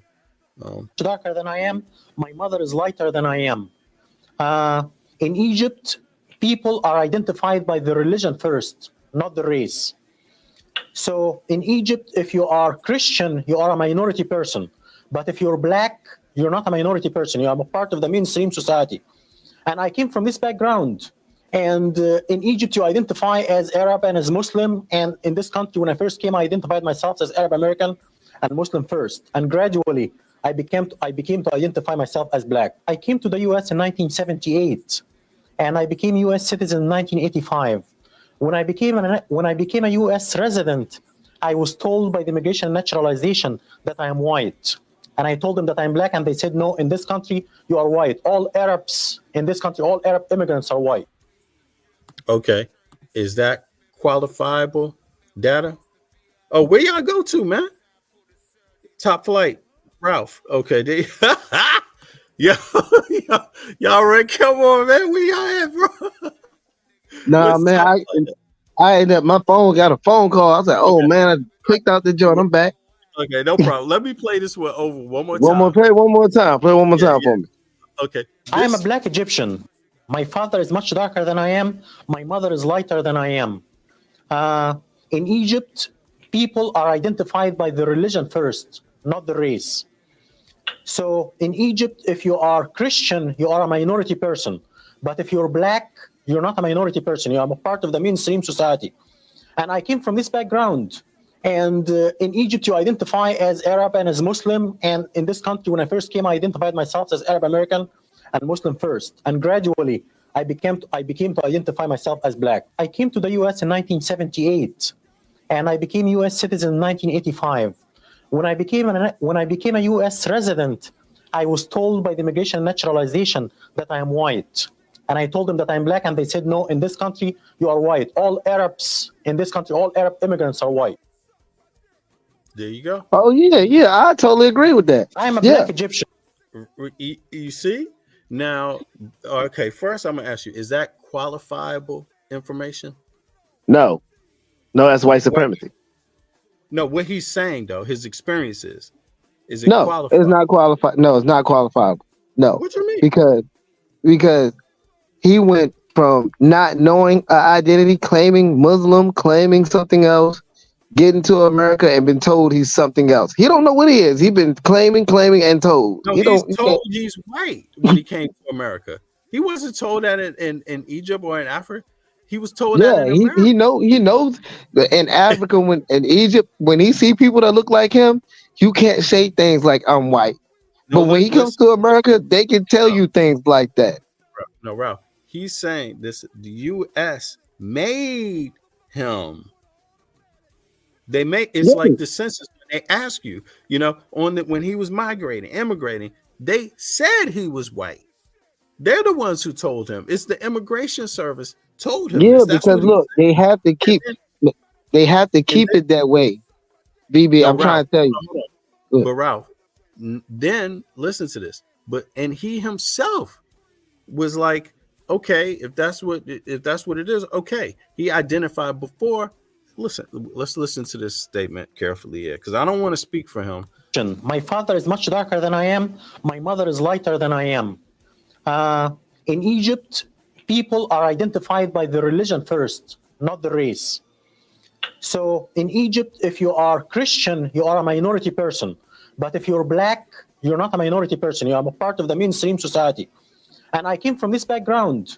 And in Egypt, you identify as Arab and as Muslim. And in this country, when I first came, I identified myself as Arab American and Muslim first. And gradually, I became to identify myself as black. I came to the U.S. in 1978, and I became U.S. citizen in 1985. When I became a U.S. resident, I was told by the Immigration and Naturalization that I am white. And I told them that I'm black, and they said, no, in this country, you are white. All Arabs in this country, all Arab immigrants are white. Now, just to qualify this, just so people understand, at the top of this video, I am a black Egyptian. My father is much darker than I am. My mother is light. You see right here, it says, "Stop saying that North African people are black. Fake news. We are not." Don't listen to that. This is someone else trying to use his statement out of context. That, because I've seen this original video, it didn't have that. What this man was saying is that before he came to America, he identified as what? Listen to it again. Lighter than I am. In Egypt, people are identified by the religion first, not the race. In Egypt, they're identified as their religion first. So that's what he was identifying as, his religion first. Now, so in Egypt, if you are Christian, you are a minority person. But if you're black, you're not a minority person. You are a part of the mainstream society. And I came from this background. And he came from that background. In Egypt, you identify as Arab and as Muslim. And in this country, when I first came, I identified myself as Arab American and Muslim first. And gradually, I became to identify myself as black. I came gradually. My thinking is that his statement represents he gradually came to identify that because of his experience. His experience changed, and so did how he identified. Okay, go ahead. Devon, hold on. Let me get, who is this up here? Ola. This you, Ola? You there? Yeah, you're right, bro. Okay, go ahead, and then I'm gonna let Ralph come back on that and see. Welcome to the platform, brothers. Thank you for hopping up. No problem, bro. God bless you, man. The topic about what I'm seeing here is about this guy that said Africa don't F with them and Africa don't like them, and in the general sense, they fuck with us, but we're not from the motherland. We're from America. Right, this guy. Cameron. Yeah. So what I'm trying to say is this: yes, due to the history, due to the joviality of you being in the United States, yes, you can call yourself an American, but kind of like the way the white Americans know of their Anglo-Saxon roots, and some of these Anglo-Saxons are not engineers. They are not doctors. They are not architects. Some of these Anglo-Saxons that came to the United States, when I mean especially the Scottish and the rest of the English, some of them are a bunch of criminals, murderers, rapists, all kind of Scottish bunch of idiots. But you see, they're still able to identify their descendants, without them saying, "Oh, we're not from. I'm not Anglo. I'm an American." Yes, in the way back, they use that term because they use, "Oh, I'm an American" as a way to have independence, but try to put down the Black Americans that they brought there as, "Oh, you're an African American." We got that, But you can claim your Americanness, but without not saying the Africans said to you. Yeah, the history of what happened is very sad, but you cannot just be pointing out Africans don't fuck with us, Africans hate us. Sorry, might be my acquaintance from a few Africans in the United States. That doesn't mean the Africans in the continent doesn't know a clue about Black Americans at all. They might see them in movie. You understand me? They might see them in some of them, way back who were wondering. Let me just tell you the truth. In the 80s, when I was growing up, I was wondering, okay, how did they get over there? Who are they? That was first time when I watched JJ. You understand? Or you talking about Good Times? Yeah, Good Times. Okay. Talk about Good Times now. Or when I picked my father psychological book, I was reading. I was trying to see why is this book so big. So I was like swapping the picture. I saw black people who was wearing Converse, wearing Amos jeans at that time. Their dad was sitting on a chair watching TV. The kid was wearing Converse with Amos jeans, and the father was wearing kind of like crossbed. I was like a little bit curious. But then my dad came to the United States. It's like early 70s to study. You understand? So he studied in the 70s to study. Okay. Yeah, my dad came to the United States in 1973 to study.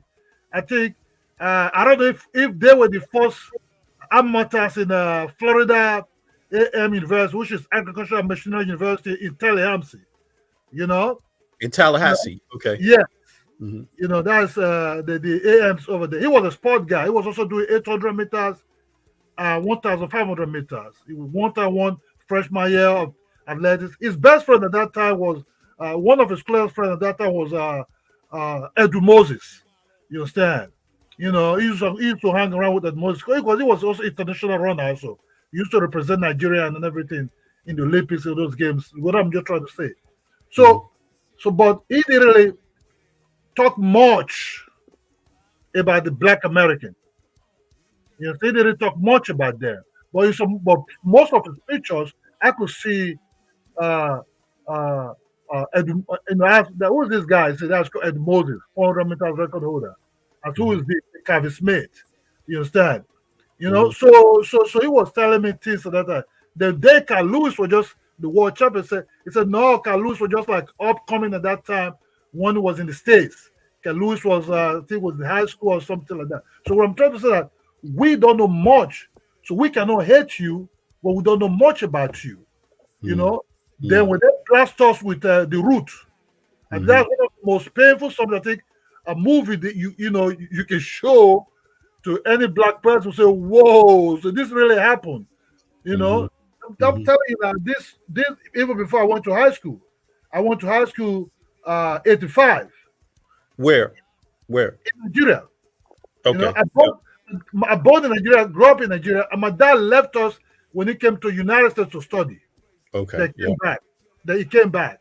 So we don't know much until we start good time. Then during the good time period, you know, it's okay. Who is these people? You know, JJ Walker and all these guys at that time. You know, I'm like, whoa, how did they get there? Because the mother and the father of JJ look like like an African person. You know, So y'all had no idea, any idea about the transatlantic slave trade? not at all. Okay. If you go to school, not me that was like in elementary school, that would not be taught. But in a high school, they have a 2-page of it. That what happened, but it's not like they put emphasis.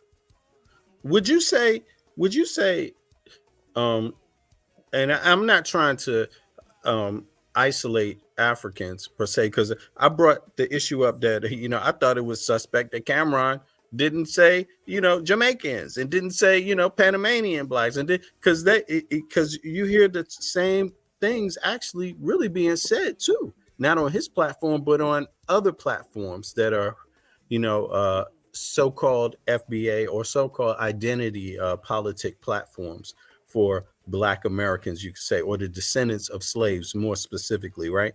You know, I just thought it was strange because I didn't think that the African dynamic coming into America would be thought of by Cameron as being different than other Black people that migrate from parts of America into the United States, and understanding and how they get along with the descendants of slaves. You know, I thought it was almost parallel in a sense, like they're in a new place, they're dealing with a new government, they're dealing with a different dynamic there. You know, in South America, my understanding of South America is even different than the understanding of South Americans that they have of their own country. Like I would say myself that you got 3 populations, primary populations in the Americas: that South, North, and the islands and Central. And my view of it is that you got the white immigrants down there, you got the African immigrants down there, and you got the native immigrants down there, and all across the Americas, right? That was my experience. But when I went to South America, I found out that actually a lot of people weren't comfortable saying white. They see themselves as something else, not descendant of Europeans, although there is a racial hierarchy in South America too. You know, like I didn't. So for me, I think there's a lot of misunderstanding there, and I'm not saying misunderstanding doesn't create problems, but what I'm hearing from you specifically is that no knowledge, having a lack of knowledge, it doesn't translate into hate necessarily. Yeah, you're right, bro. Because It just translates into misunderstanding or not knowing what's exactly what's going on and being cautious. yes, if you go to let me tell you something, because it's very difficult to come across, except you're married to a black American. Then I'm talking about way back. You might bring your spouse or your whatever it is, your husband, to Africa, and you have to understand, inside the 70s is the really elite that have TV, the really elite. You understand? Lawmakers, maybe some top businessmen. Anyway, but light at that time was not really widespread at that time. It's the 70s. The telephone was not really. I'm talking about house telephone, no mobile telephone, was not really that widespread.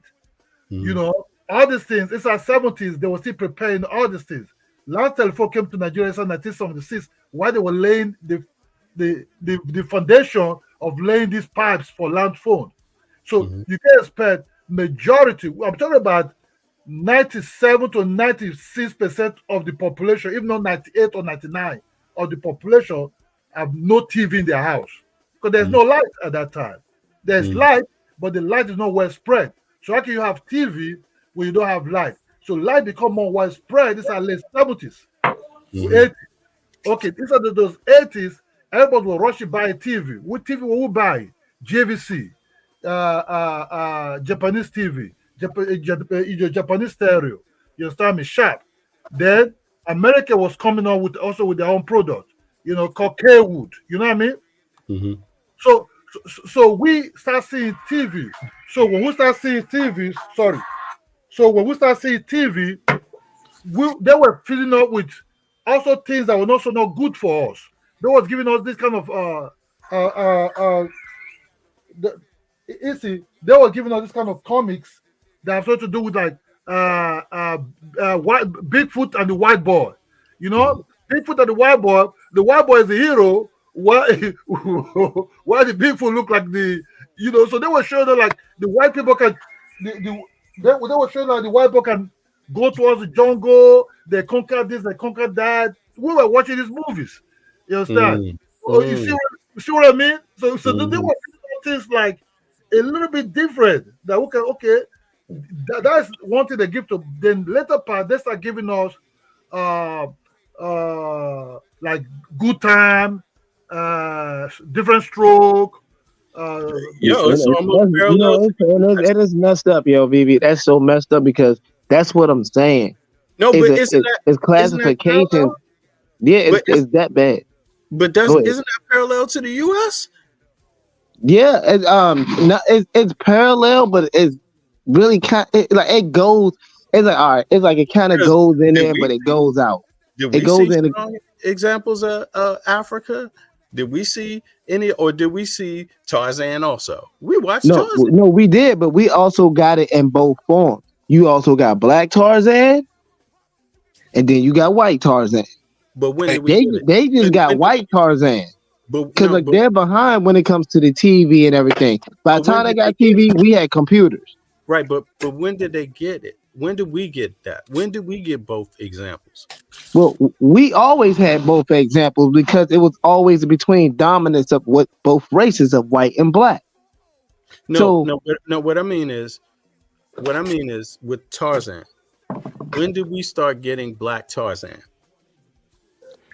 I mean, I can't put a finger on it, but I know Black Tarzan is just as old as White Tarzan. What? Batman is based off African culture, but they give you a white billionaire. Yeah, but I'm just talking about Tarzan. I mean, and the likes, Tarzan and the likes, these black and white films, right? Where you have this. I mean, because we had to sit there. A lot of people look. I mean, from what I heard, it's qualifiable. It's not quantifiable. But my experience is that we talked about this as Black Americans before. How things like Tarzan distorted our view of Africans.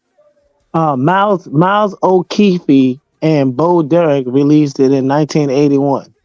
Right, that's what I'm saying. That's 1981, man.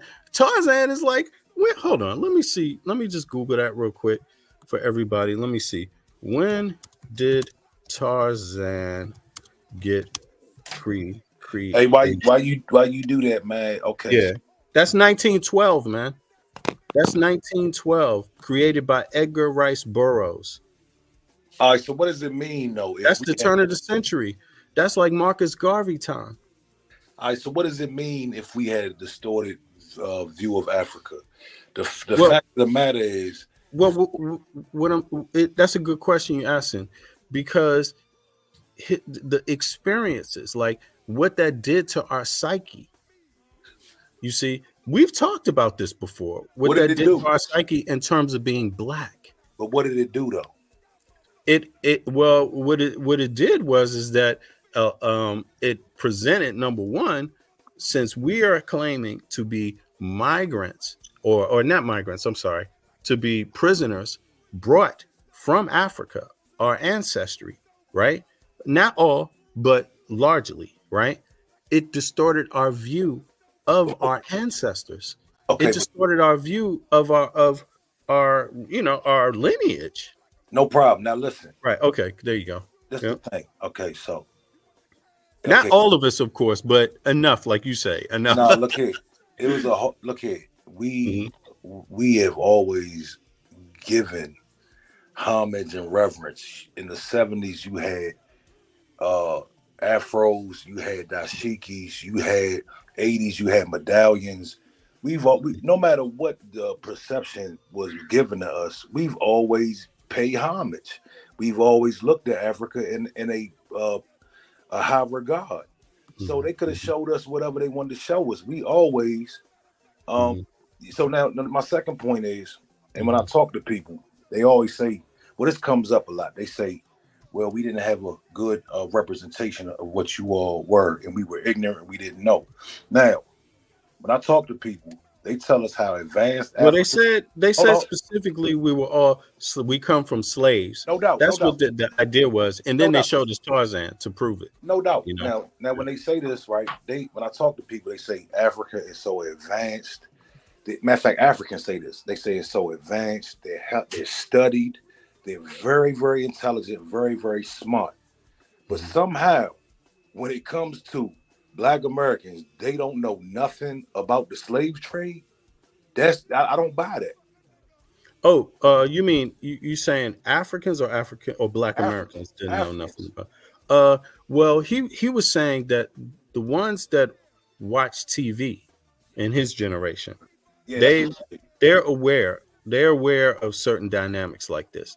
The ones with no TV, I guess that would be comparable to being in rural Africa, outside the city, which is not going to just suffer from not knowing what Black Americans are like. It's also going to suffer from not knowing like what broadly other Africans are like too. So you mean, look, I can pull up or the world. Don't just put it that way. The world. It would know the world.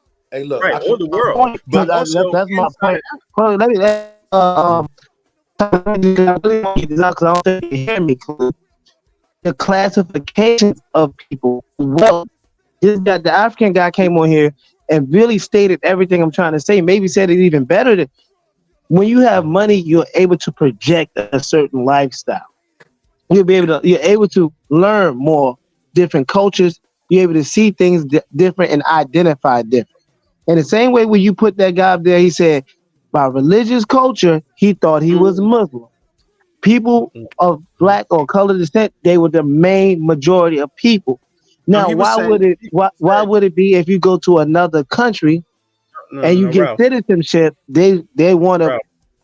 But Ralph, he didn't say that though. Just to be cautious. Look, bro. Let me let him know this. Look, bro, because you know what? Hold on. Wait a second. Just wait a second, bro. Hold on. The brother in that video, that was from Egypt. He said in Egypt. First, he started off in Egypt, how people identify in Egypt, right? And there's people that identify as black, but overall, the broader population of identity, the most important one is Muslim or Christian. That's what he said. And then when he came to the United States, they told him, the immigration told him he's white, right? And then after being in the United States for a while, then he began to identify as black. That's pretty much what was said. But what I'm gonna do right now is I'm gonna mute myself out.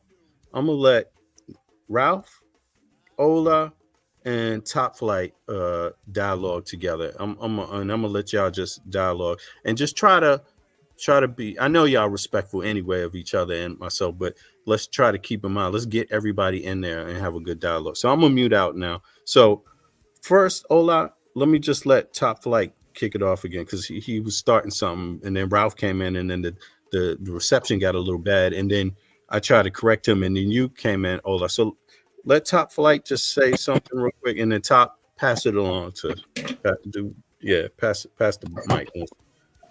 Yeah, man. I mean, pretty much, what I'm hearing is just another pass. It's another justification or an excuse. You can't tell me, man, people don't know about the sub-Saharan or transatlantic slave trade, and say they don't. Okay, let's just go out on a limb and say they don't, because the thing is, people know about Tupac over there. I can pull up video of a small village. They know about Pac. They know about 50 Cent. They actually name themselves after these people. You understand? So right, but Ola was talking about the 70s. Oh yeah. I don't want to go back that far because that's just not my thing. Well, you can. It was the same way for Michael Jackson. Yeah. Ralph, your internet is breaking up, Ralph. Your internet is breaking up, bro. Yeah. Look, the bottom line is, we respect everybody, we love everybody. We've been pushing for everybody for a long time. We've been trying to get this whole thing together for a long time. And the thing is, at what point do we go another 5 generations trying to get this thing together? My thing is this, man. Look, we love everybody. We're gonna accept everybody and all that. But now it's time to focus on our group. You understand? And just like every other group is, because there is no other group that's focused on us. It includes Africans. Okay, we're the only silly people trying to bring everybody into a movement or into what we got going on, and we're the only people doing that, man. And when we call ourselves FBA, when we say we're gonna go ahead and focus on us now, it becomes a major issue, But it's time, man. It's really just time to focus on us, man, and get our stuff together, and then we can help other people out, maybe, possibly. But it's been one-sided. It's really been one-sided. Ola, what you think about the FBA dynamic? What do you think about in America, in the United States, Black Americans, or let me just say the descendants of slavery, right? What do you think about them having an identity as a I would call it a subcategory, a specific group, right? Based on their experiences in America over the last 300, 400 years. What do you think about that? Do you think that's a problem? Do you have a problem with that? Or do you think that's understandable? Or what's your thoughts? Look, that's what I said when I said, due to some circumstances and the past and the years that you have been in the United States, Black American now turned to kind of like its own type of an ethnic group, if you want to call that, if they want to form an ethnic group, you understand? So they can be Black American, but Black Americans that have some of them, so all Black, some of them or majority of them that are African descendant in their DNA, you understand, in their ethnically, you understand? There are some of them also mixed with other things also. So what I'm trying to say is this: yes, they culturally they're not like Africans. What I mean, West Africans, but they have some. But they have some cultures also. You have to understand, it's not easy to just wipe out a culture of your ancestors, even 1,000 years ago, 2,000 years ago. So they retain some of the culture of Africa that their parents incite into them way back. You're Like what? beef. Like You're what? like hold on. You're like chicken or something like that. Come to Africa, see how people also like chicken. Also, there's a certain taste that is still in you. They're still African, but other culturally they're not. You understand me? They're not. Other culturally they're not at all. They're already. So they're culturally.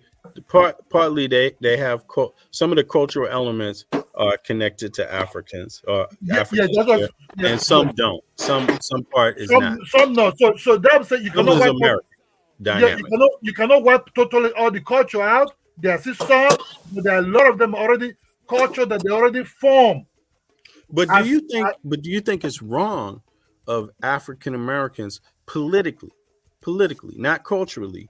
Now, so even though culture is, might fuse in there sometimes, but politically, in terms of fighting for their rights, for example, reparations, right? For example, do you think it's wrong for them to classify themselves as a unique group in the United States? Let me add on to that question so he can answer. Let me add on to that question so he can answer. Do you think it's wrong for us to now focus on just our group? Oh yes, you can focus on your group because you have a very different history in United States. Your history, your well-being. You have right to fight for your right, and you have right to fight because I can't be in your shoes. You understand me? I can't be in your shoes. I don't know how you feel. You understand me? I'm gonna watch all these movies. I'm gonna get hurt. I'm gonna feel bad. I'm gonna feel, whoa, this thing really happened. Like what happened in South Africa when we start seeing these things. Look, when people started having TV in Africa, really, that was late 80s. That's when South Africa has now become a problem, really. You understand me? Before then, there were no TV. Am I clear now? Yeah. So Africans, what I mean is Black Americans have right for their own whatever they ask for in that country. You understand me? In that country. If Black Americans were able to form a kind of like a big union of themselves, they can even come to Africa, over West Africa, where they're originally from, and ask for such is it reparation people call it? For reparation also. Yeah, they call it reparation for some. Okay, reparation. So if they can form a very big, because Africa deal with a group. You understand? Africa deal with a group a lot. That's why they have tribes. No African person, I deal with it. That they'll come as their own tribe and say, look, we were, our ancestors was taken away from here. We want some kind of reparation. It will take time, but they will negotiate it. Once one country open that door, just open that door. While the other ones are still negotiating with other ones, they can form a group what we call even a nationality, which is every country you want to go to, you can form. It might be like what the Indians are doing. The Indians have this thing. If you're an Indian descendant, I mean real Indian, that real Indian, those are Bollywood people. They don't need to take visa to visit India. There's no. You mean an ethnic group? They can form an ethnic group with land rights. Yes, in India, you can come to India even when you're Indian descendant. You live in Kenya, wherever Africa, they took you to Uganda and all the Tanzania. You don't need to take a visa to those countries to India to visit. They give you a special card, almost like a passport, so you can just come in if you want to stay because they already have your data. They already know who you are. So if you want to stay, then you can change it into an Indian passport. Depends that have to do with you. But it also be negotiated by the Indians also themselves, who are the descendants of these people who live in these African countries. So what happened in Black Americans also happened to some Indians also while they were shipping them around as what they call to replace slavery. They call it paid laborers. Why it was not really paid laborers at all. It just those people pass through here in Africa. Only they use them against as buffer zone in Africa. You hear now, yo? Wow. Yeah. They like Africans know, man. Africans know what part they play in Atlantic slave trade. Africans know where they fit in with blacks. It's all about classification and money. Straight up. And if you can't make your money match the way you live culturally, you're always gonna look down on the poor. That's just what it is. Classism separates us more than racism. Racism is only a pride of what you stand for, of your culture, of your people, of your ethnicity. But when you're poor, everybody poor thinks the same. They want to be up. They got to struggle. It's really easy as that. There's no really getting around it. Like you said, in the 70s in Africa, he had no TVs. Black folks, we just started getting real. White folks had color TVs. We just started getting color TVs. White folks got computers. We started getting computers. Late 90s, Africans get computers. So they're given. As blacks, we get things late, just like the Africans. They get it even later. They're still driving cars from the 90s in Africa.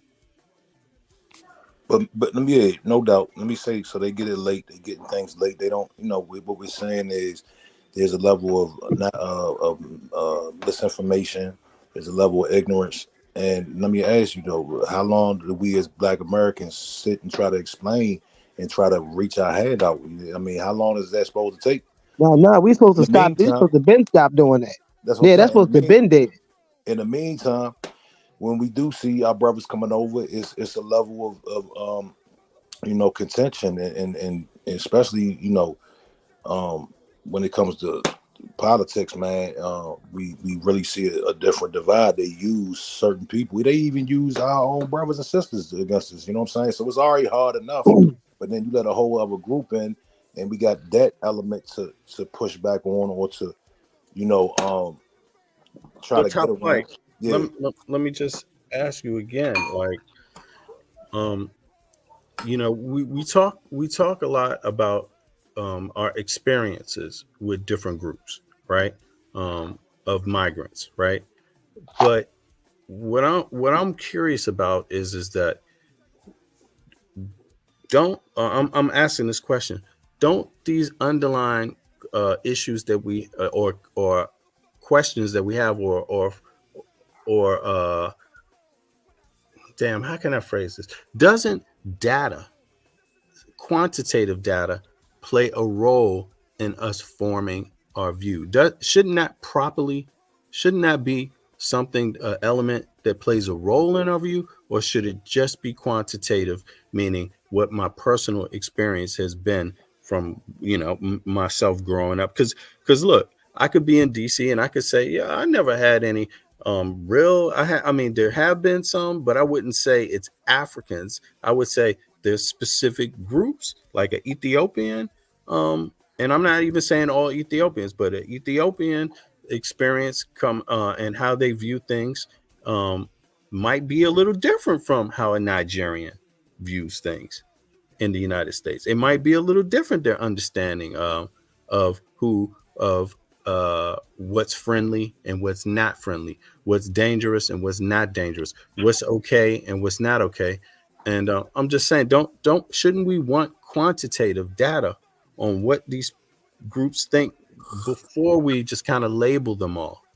Well, look, we're not labeling everybody. The problem, we keep going to this quantitative data now. Mm-hmm. Thing again, in my personal experience means a lot. Now let's ask you a question. Does.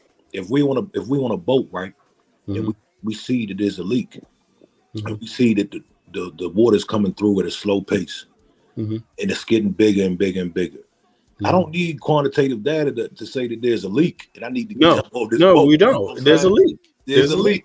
We already, where there's smoke, there's fire. You understand? But how big is the leak?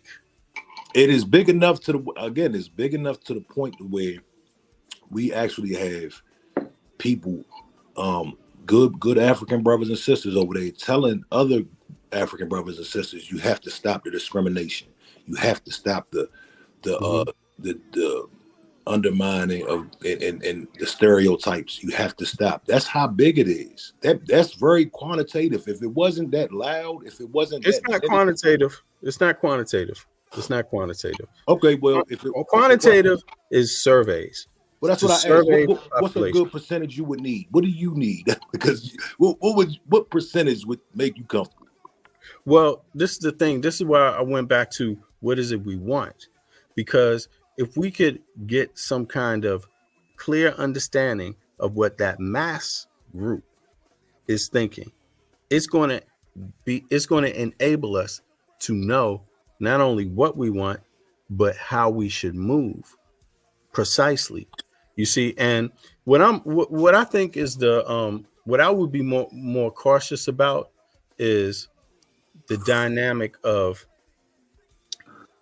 how if we want to be seen, or we are a specific group. We don't have to question that. We're a specific group. We even heard Ola say it. Ola is saying it. We are. It's rational. Everybody knows you can't be brought up in a different place and have and not be different. You can't. It just doesn't work that way anywhere on earth, right? But the thing about it is that if we're going to have the conversation about what Africans think, Africans means all. It doesn't mean some. It means all. It doesn't mean 20%. It doesn't mean 30 or 40 or 50. It means all. And if we don't want to target Africans that understand, like Ola. We don't want to target him. He could be saying this, helping us. You see what I mean? He could be not only an example, not only helping us in our cause, but an example for the living fact that he's quantitative. He's qualitative. I'm sorry. He's qualitative data. He's saying he's an African. This is how I'm thinking about it. That's qualitative. That's quantitative too. I'm sorry. I always do this too, because qualitative and quantitative. Qualitative is you've met this issue in real life. You've seen it. It exists. We know that. Quantitative is how many people are having this exact experience, right? Let's turn it upside down then. Okay. Instead of looking at the negative, let's look at the positive. How many panels? How many groups? How many? Where are the movements on the other end? So let's show the movements on the other end that are, about Pan-Africanism. Where are those movements? Let's put it all together, right? And say, okay, we're going to go out and search for everybody that's fighting for the same thing that Pan-Africanism in America is fighting for. Where's the other side? Let's look at that then. Where's that at? That's what I asked earlier. I said, where are the Africans? And VV said, he kind of looked over it. I was like, where are the politicians, the judges, and things like that are fighting for American Negroes to get their rights and reparations? There are barely any channels. And what you do see is channels saying how to come to America and get money to separate themselves from their country and also evolve themselves in our country and separate our people within the country. That's all you need right there. Right. But listen, he asked the question, how many? Right. How many? But I believe you should start off. I believe you should start off with the people who have accomplished something. So let's go look at the Africans who have businesses. Let's look at the Africans who have indoctrinated schooling. Let's look at the Africans who come here and play sports. Ralph, they're in the country. They're in the country. There's Africans in the country, just like there's Jamaicans in the country, just like there's Colombians, Black Colombians in the country. Anybody, just like there's look at let's talk about Sinetta. Just like there's Dominicans in the country, right? They're there. They're there, and they have different jobs and different businesses and different things, right? We know that. Why don't we serve them on this specific question? Or let's see who they hiring. Let's see how many Black Americans they hiring. I mean, are they hiding? Hold on. But listen, hold on. Are they hiding? No, hiring. Like when I used to live in New Jersey, right? EKG. Go ahead. Hold on, Ralph. I'm saying, we asked a good question. How many of them? Where are they? I said hiring. Oh, you said hiring. Yeah, You said not hiding, no, He right. got that But Baltimore it's the accent. hold on. But yeah, I get you. But it's the same question. How many? That's what I'm saying. How many? That's what I'm talking about. Surveying them, targeting them, finding out exactly if they do. No, we can Through see quantitative that. data. We can see they don't. We can see they No, don't. no. We can't see that they don't. We can see examples of the ones that don't. That's what we can see. That's what we're frustrated about. That's what we're upset about. That's what Uh, we're angry about. But the problem is that we know that there's some that don't feel that way the same. And What? what I'm saying is that they're not hiding in the country. Why can't we get that? Why isn't there people out there surveying them? If we want to know what Black Americans think, we survey them. If we want to know what Italian Americans, we survey these motherfuckers. If we want to know what anybody thinks, we surveying them. We're not guessing it. So We you know See, saying but I we guess know there's there's something. pushback on that too, though, VV, because Okay. like you said, Donald Trump was like, "Hey, the election was rigged for him." He's saying basically they pulled his polls, his numbers.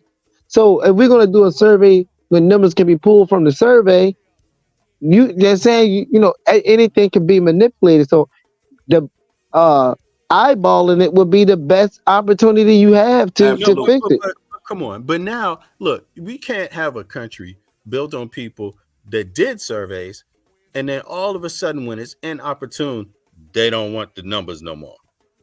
Well, It's like, which one is it gonna be? European surveys are really flawed, man, and we know that they have a lot of indoctrinated racism towards our people, such as even Dr. Francis Cress Wilson has this thing called the gazelle effect, where if you take a rich white kid or you take someone who has rich children, they learn slower than people who are poor, because people are poor. Poor children, they walk faster, they learn to talk faster. They learn to be they learn to move faster. And And how they're did they saying know? But how did they know? They well, surveyed. they were saying that the white culture was saying that blacks couldn't do it until Francis Cress Welsing did a study and showed it that we could. Boom.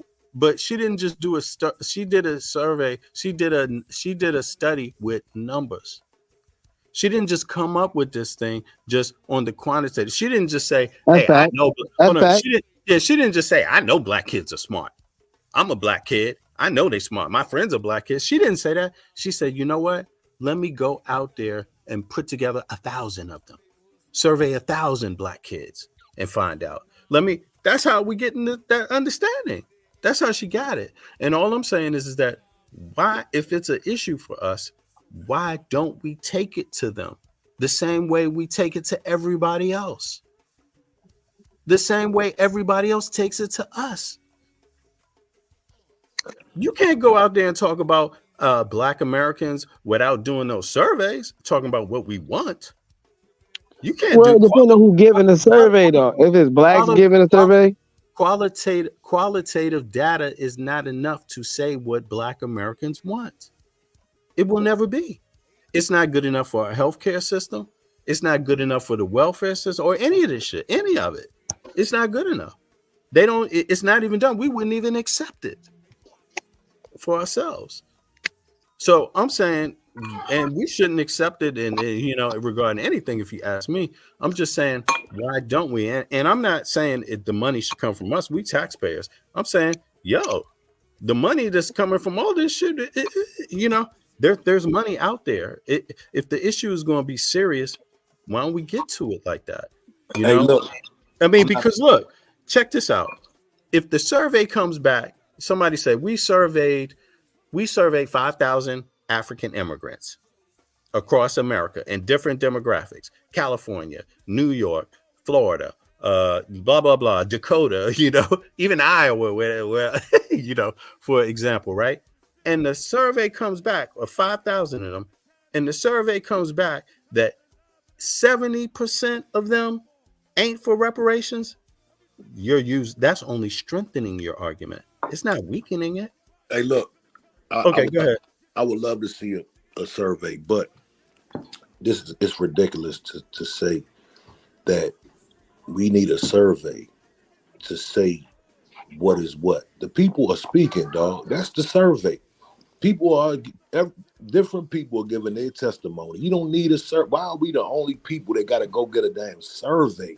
We're not the only. No, we're not the only people. Okay, In fact, okay. We're using the surveys ourselves to survey ourselves. We're demanding.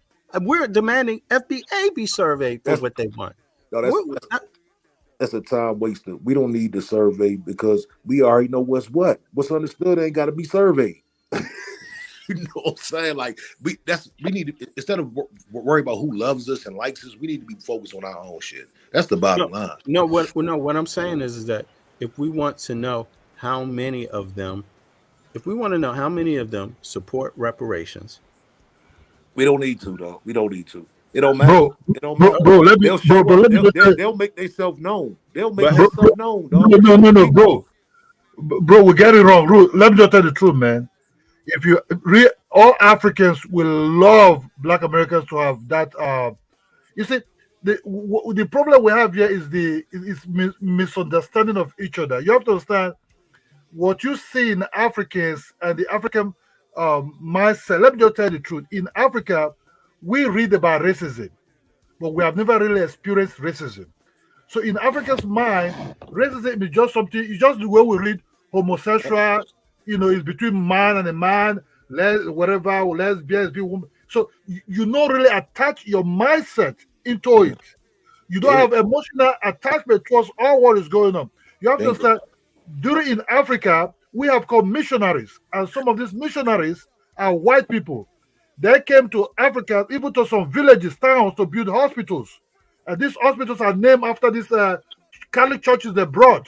So we see that people who came to treat us, people who came to, they're nice to you. These refugees, they go to house to visit the elderly men in some of this tribe.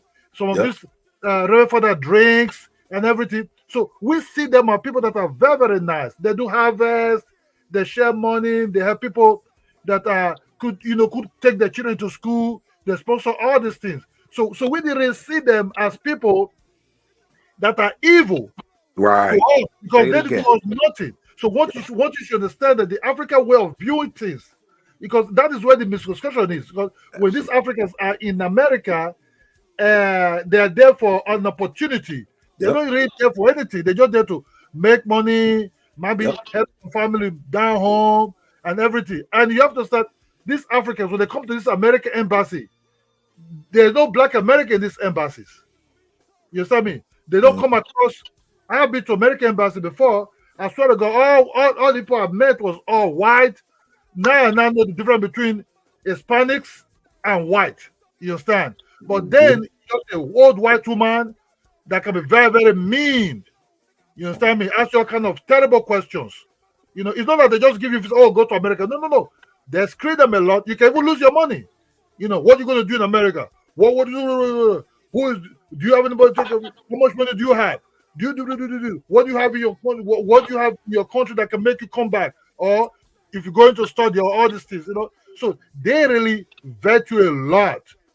So when you come to the United States, they used to see other Black people, but not now. I'm talking about men that left Africa in 70s, 60s, and maybe early 80s. But these people that are now coming to the United States are from 1990.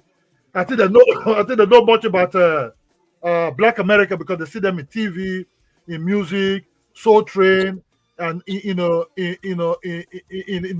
this place. But they don't still yet understand racism.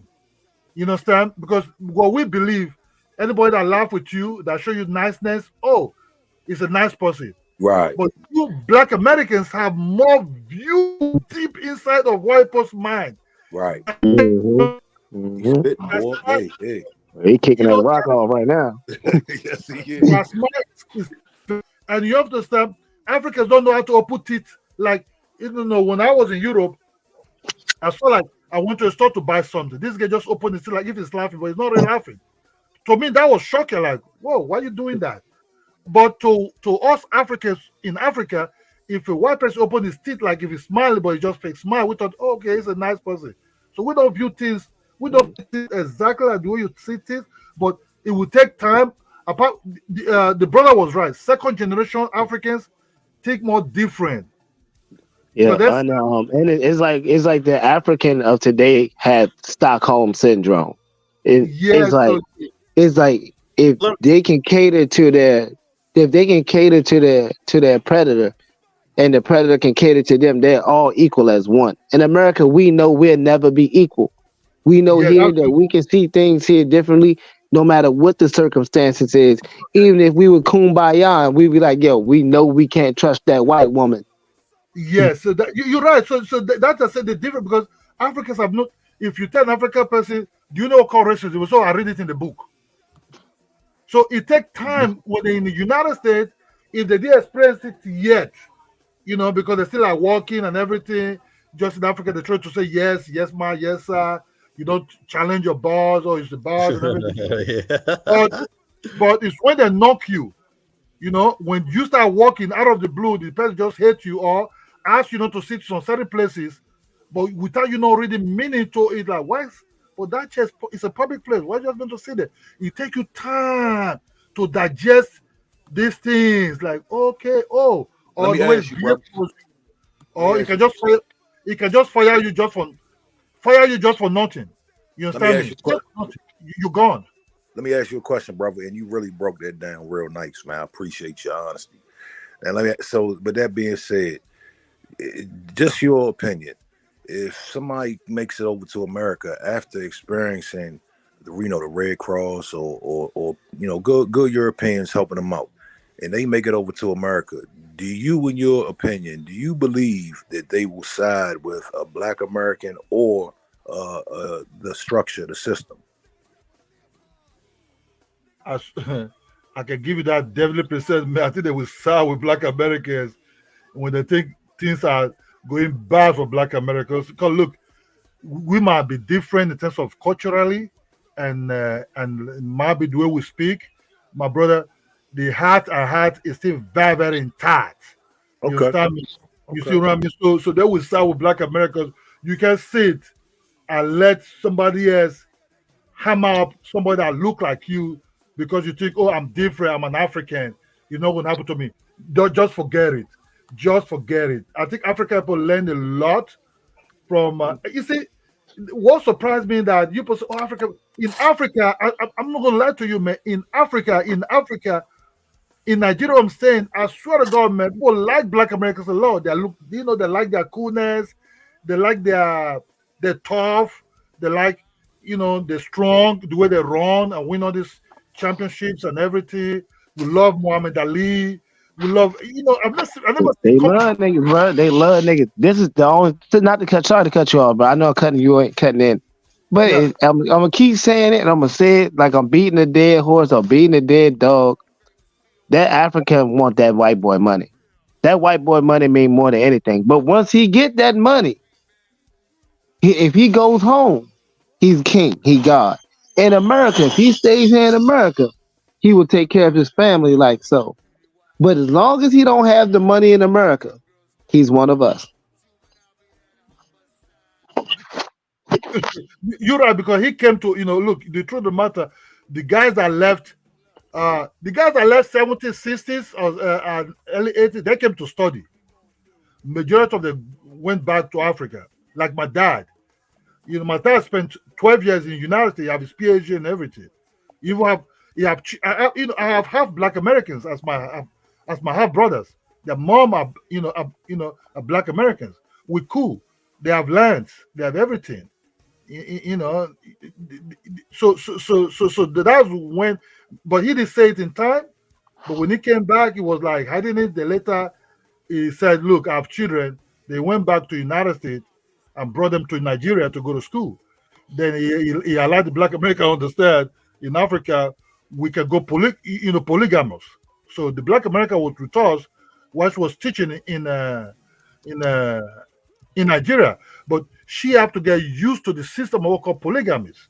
You understand me? She asked my mother, "Are you not hot?" My mother said, "No, it's just the system here."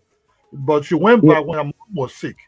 And it's reversed. It is reversed here in America, where an American woman with no polygamy is right, but through monogamy, through white people, church, religion, just the system, they go against it, but they'll sleep around as if it's a part, not like they're not doing African culture. See what I'm saying? So it's really like reverse mind brainwashing. It's crazy, but you got to see it for what it is. Yeah, that's what, bro. Because this Atlantic horror of a thing. I'm not gonna lie to you. If the kings didn't know much about, because they know much about it. You understand me? The kings will know much about it than the ordinary citizens. You understand? Because because some of this business they did is being written down orally.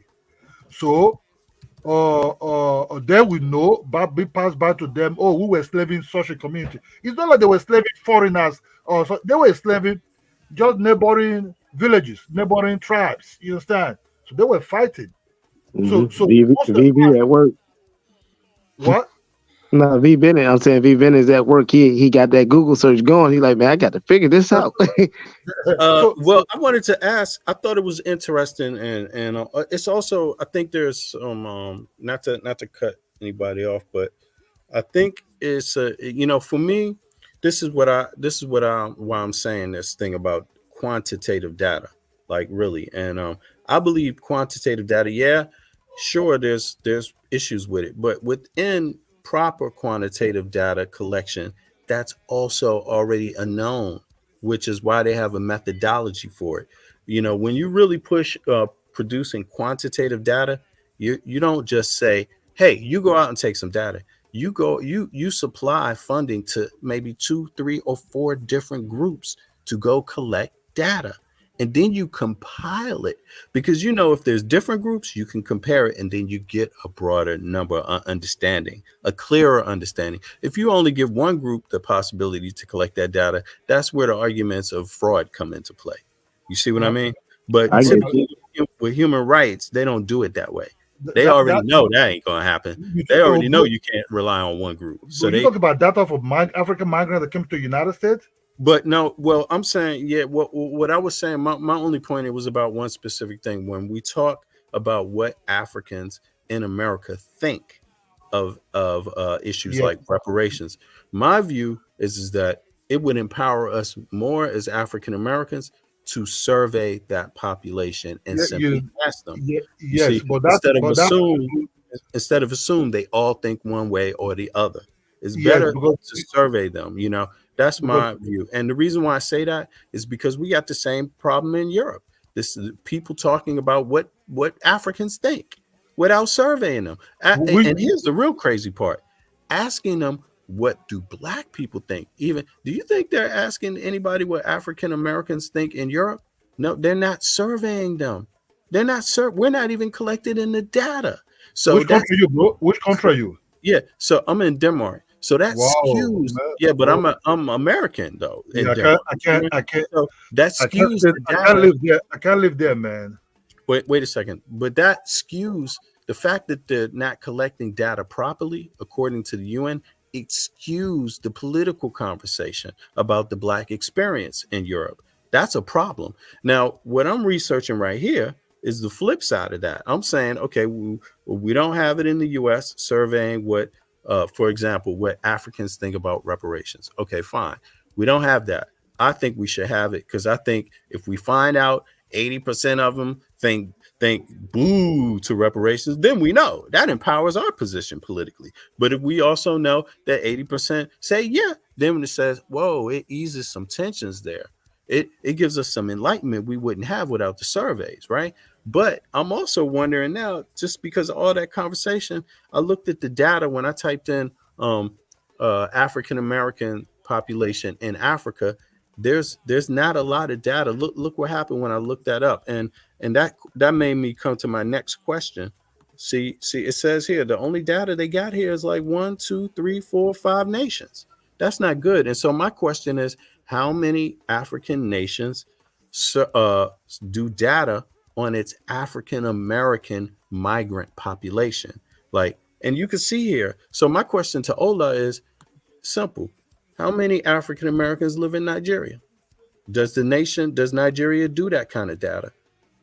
I don't think they will have it, Because if you're an African American or you come to Nigeria the first time, and I think you will have a residence permit, so they will know where you stay. But the moment you become a Nigerian, I said African Americans, because when we come to Nigeria, we come with an American passport. yes, huh? And so that's not the same thing. They would have to go out, find a methodology to find out how many of the Americans in Nigeria are actually African American descent, whether it's first generation, second or third generation. They would have to be. You talk about the Africans that went to the United States. Is that what you're talking about, or the Black Americans? You really Black Americans talk about that live in the United States, maybe that moved to Nigeria, maybe due to business or something. Is that what you're talking about? I'm talking about. I was just saying that, my view is like data. It only empowers our thinking. It only empowers our knowledge. Quantitative data, which is numbers, specific numbers, going out and asking a question and surveying, let's say 5,000 of this group of the population, and then coming back and look at what their answers are. Now, what I'm saying is that we don't have that in America, in the United States, regarding African immigrants and reparations. We don't know by number how many of that group thinks one way or another. We only have qualifying data, qualitative data, which means the stories we see on the internet or the ones we run across in person, which is, by the way, everybody knows when you're going out and you're doing political things or social things or even medical things, you don't leave it to qualitative data. You back it up with quantitative. That gives the clear picture, right? So my question was, looking back, just flipping it back, I'm just curious because, it seems like, I'm just curious how many African nations do data themselves. Europe is being questioned about that. It's being criticized for not taking data on its full Black population, meaning African Americans come to Europe and they don't know how many African Americans live in Europe by their data because the EU doesn't take that data. The United States, nobody's taking the data, bro. Nobody. But they're talking about the Black experience, though. You see what I mean? And even more dangerous for us outside of the U.S. is when people start talking about what African Americans think in these countries without any data. Only qualitative, 1, 2, 5, 10, 15 people saying something when there's might be 10,000 of them that have broadly different experiences. You see what I mean? So, or even views. I know African Americans that live in Denmark that do not have the same view as me, period. I know that for a fact. I've met them. I've talked to them. Where's the data? Where's the quantitative data? There's none. There's zero. Man, you try to live. I praise the Lord, man, for you both to live in. I understand. Here we go. Go ahead. I understand being you. I'm an American. You sound American. You have an American passport. It's far more easier for you there. Maybe they might be looking at you with side eye. Denmark, man. I would advise any goddamn African people, be careful when you in that country. You understand? Be very, very careful. You see, these Scandinavian countries, I think Sweden have this kind of fakeness of, we are God to God and let's live to let's live. Man, that is just fake. I think Germany is the worst. You see, America dominated these countries in terms of due to military base, NATO, and everything.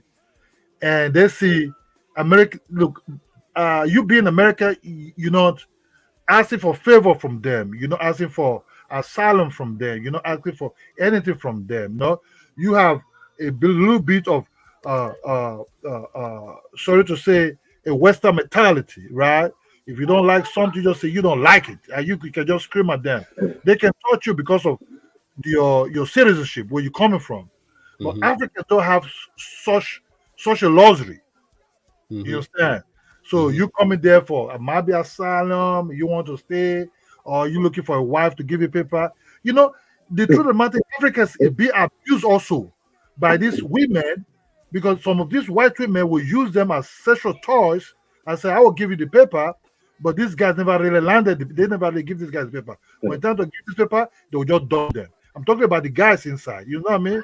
You know, Yeah. just sleep. Hey, I'm willing to bet there's more African immigrants coming to America than any other race of people right now. Probably since the 90s. I would like to believe that Africans, and I'm about to Google it right now. I need to Google this. I believe that Africans are, since we want to do like the data thing, we got enough data on them because they're coming here the most. We're not going there, and other people are just we see here on our news, they're bringing people here. The Democrats are bringing immigrants here and paying them to come here. Bro, Africans are far more less than because you have to travel. It says here, African immigrants represent the largest share of recent Black immigrants' arrivals in the U.S. in 2019. Yeah, you're talking about the ones that have the highest. The ones that came with visa. The one that came with visa. Those are legal migrants. Yeah, but I'm just either or they're coming to America. So we still get a higher range of statistics and their thought patterns and data on them. We deal with them more. Well, the U.S. just gets immigrant. We getting the highest. We getting high. Yeah, but they're actually saying Africans though. They're not saying Southern Americans. They're not saying Australians. They're not saying all Chinese. They're labeling Africans as number one. Bro, they're lying. Let me just tell you the truth. Maybe in a year, let's just tell you this truth, how they do the American visa. In America, they must say, okay, we might allow 100 or maybe 50 Africans to come to the United States, but these 50 have to really have what it takes to come to the United States. They have to have money, investment in their respective countries, right? They have to really prove what are they going to do, and they must have to return back. If they're going to be like the ones that they have to study United States, they have to have bank account in United States. They have to deposit maybe $20,000 in there. The school have to write the embassy. Yes, this is our student. We admit him in this school and everything. So America is not just allow you to come in just because you come in there to play or just I want to relocate to United States. Hell no, they're not gonna let you go do that shit. If you try to apply and talk kind of funny story, man, you're just gonna lose your money. So American government is benefiting a lot for Africans who have their visa being rejected a lot of times. And this, once you apply, you pay some, I think about $200. That money's gone. Yeah. That money's gone. So America is making millions in a year. Of rejected Africans. Yes, I know that y'all will come to America more. Hey, V. Bennett, is there any way? Could you tell me if PewResearch.org is a credible resource, like credible source? Pew Research. Yes, PewResearch.org. Oh, Pew. Okay, how you spell that? PewResearch.org. Pew Research Center. Let me see something here. And this is like an immigrant source for all immigrants, like that like travel. I'm not sure about this. I can look into this a little more. I wouldn't jump, but the reason why I started with Wikipedia is because they're compiling information from a lot of sources, right? And then just throwing it out. Of course, it's public, so anybody can change it. But I would say, any source needs to be going to the United States Census Bureau. Any source in terms of that number. The United States Census Bureau is the leading one that you got to go to, period. Whether it's illegal immigrants, the numbers would be less accurate because you don't know everybody that's illegal versus the legal ones, the ones that register and things like that. But it's the United States Census Bureau, bro. Well, I'm 100% confident in that answer. And then these other research centers, they might be getting into other aspects. They may not be worried about the exact numbers as they may be worried about data. Like I was saying, how's the quality of life? How, See here, that's why I'm asking, because if we're doing some type of numbers on it, right? Mhm. The numbers are swaying towards Africans leaving Africa, coming to America, and Mhm. associating with Europeans Mhm. through basically like through a stature of money, like whatever But you know what, whoever. brother? Yeah. If you look at this data on Wikipedia, just right off the top, you easily begin to see that really it ain't that many Africans coming to America. It's bigger numbers of other people, bro. It's Well, seriously. I would say now, like it could be because, like I said, when you get to the news, what do you say? When they're paying 300, they're giving I away mean, I don't mean 340,000 to coming. get Arab. I'm sorry. I don't mean coming. I mean that got there. Sorry about Yeah, that. Yeah, yeah, sorry about that. I got Like, what you were saying because, like I yeah. said, the news is saying they're paying other different groups of immigrants now to come to New York to gentrify New York and to move into people's homes. They're actually asking people to move immigrants into your home so they can move you out of your home. From when I look at this data offhand, I think Ola is on point, and I've heard this before, but I never really looked at the numbers. I don't have detailed information, but from what Wiki says, the the issue of immigration and foreign immigration, you They're know, gonna put it on Mexico. first, second, or third, that ain't Africans. We shouldn't even be talking about them if we Yeah, want to talk about they're gonna throw that on Mexicans. They're gonna probably put it on, the Spaniard. They're gonna put it on the this. Spaniard. They're gonna throw it on the Yo, Arabs and stuff like Indian, that. look, But it doesn't make sense. Indian, Mexican. I mean, if you just look at the states, man, and Yeah, then look at here. The blue but it says, doesn't make. But Viva, that's what I'm saying. That doesn't make sense. That's why I'm asking you to look at that because we know that the Mexican, like I said, the Spanish is closer here, so they should get some. Like I was saying, should get some type of closer reparation because they actually deal with such as Texas, Arizona, California. It was their land that was still stolen to them through a purchase. You know what I'm saying? And they hop in the gates and stuff like that. Donald Trump is saying we got to build the wall. When we get soon as we get a Democratic president, it switches from uh Spanish, it switches from African or foreigners or whatever, then it goes right to the Spanish. Then when we get a Republican in office, you get bro, Africans, you get you, all kinds you of know what that's Chinese and stuff like, like that brother? coming. By not just by Wikipedia, but from what I've seen, you know, and I want anybody to correct me with any kind of data, period, you know. But Bro, from if what I I say got, yes, from what I gather, I think is what Ola's saying. Africans leaving Africa and coming to America or Europe is much harder than what people think. It's very not hard. happening in those and it's not there shouldn't even be this big fear dynamic. But that doesn't replace as far as immigrants is concerned, first, second, or third generation, right? It takes But there's another issue. You know, I don't want to conflate issues. You know, and that's another thing when we talk about this stuff. Like, we don't want to conflate the issues. How many immigrants coming is that's one thing. Different people. But when we're talking about Africans, we're talking another story. We're having another conversation. We're talking about how Africans influence policy on Black Americans. That's what we're talking about. So the number doesn't have to be huge for them to have influence. And yeah, that's all I wanted to highlight there. You see what I mean? Because, you know, Mexicans, they're not going to be since there won't be, when people go out and poll and want to know what the issues of Black Americans are, they're not going to be polling Mexicans, Indians, Chinese, Philippines. They're going to be polling largely Black Africans or West, or, you know, sub-Saharan people, quote unquote, sub-Saharan African. And if you even look at here, they even tell you all of this ain't even sub-Saharan Africa, man. Some of this is like North Africans. You see what I mean?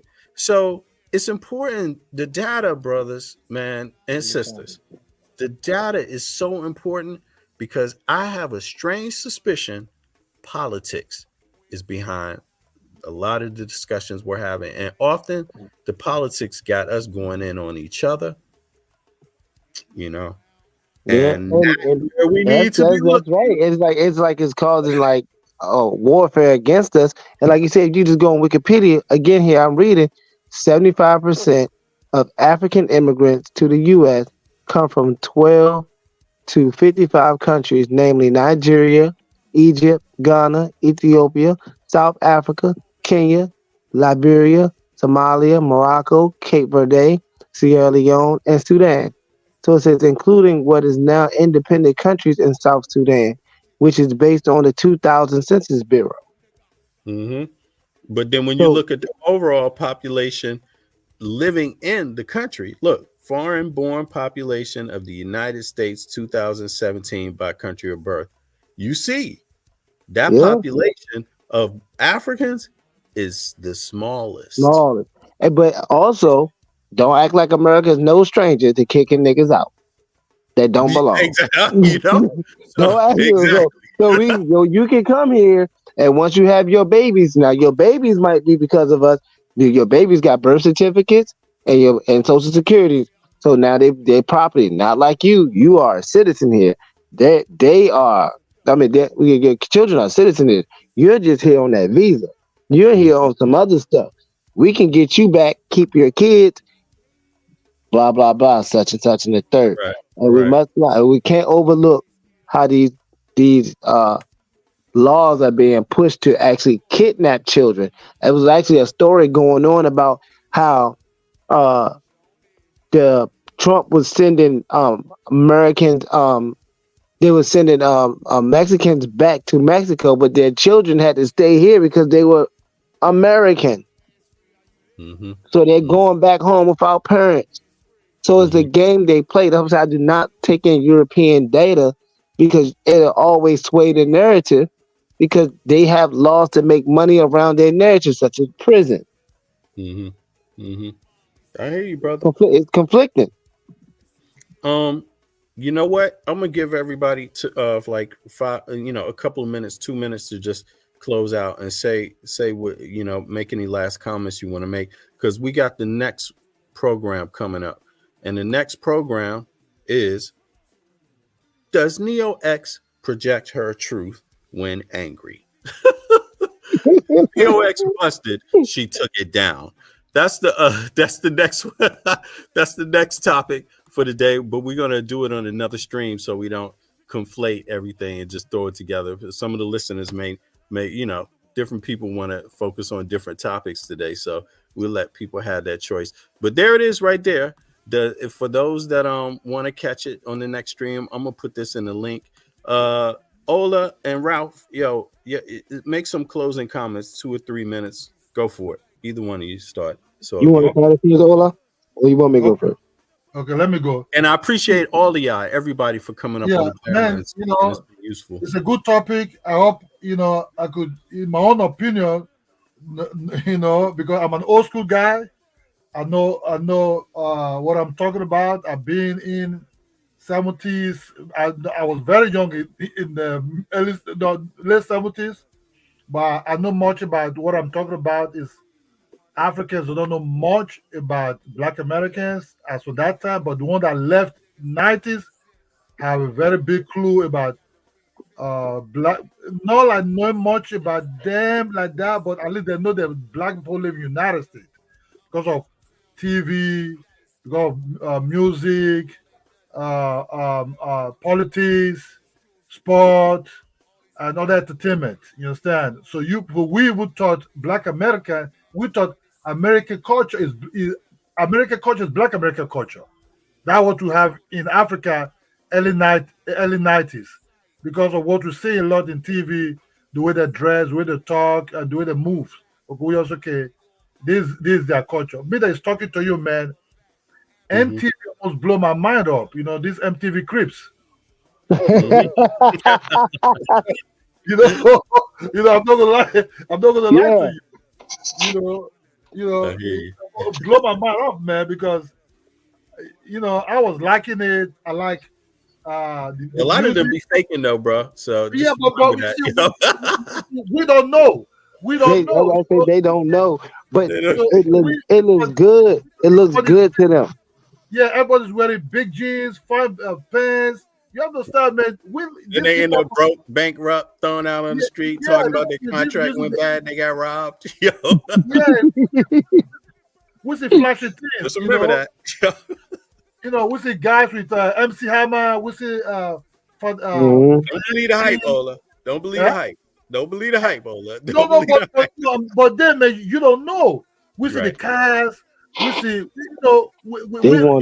the money means more to them. They don't. They walk on dirt. I mean, not to be funny, not to try and make funny of Africans, because that's where you're supposed to walk on dirt. You get energy from that dirt.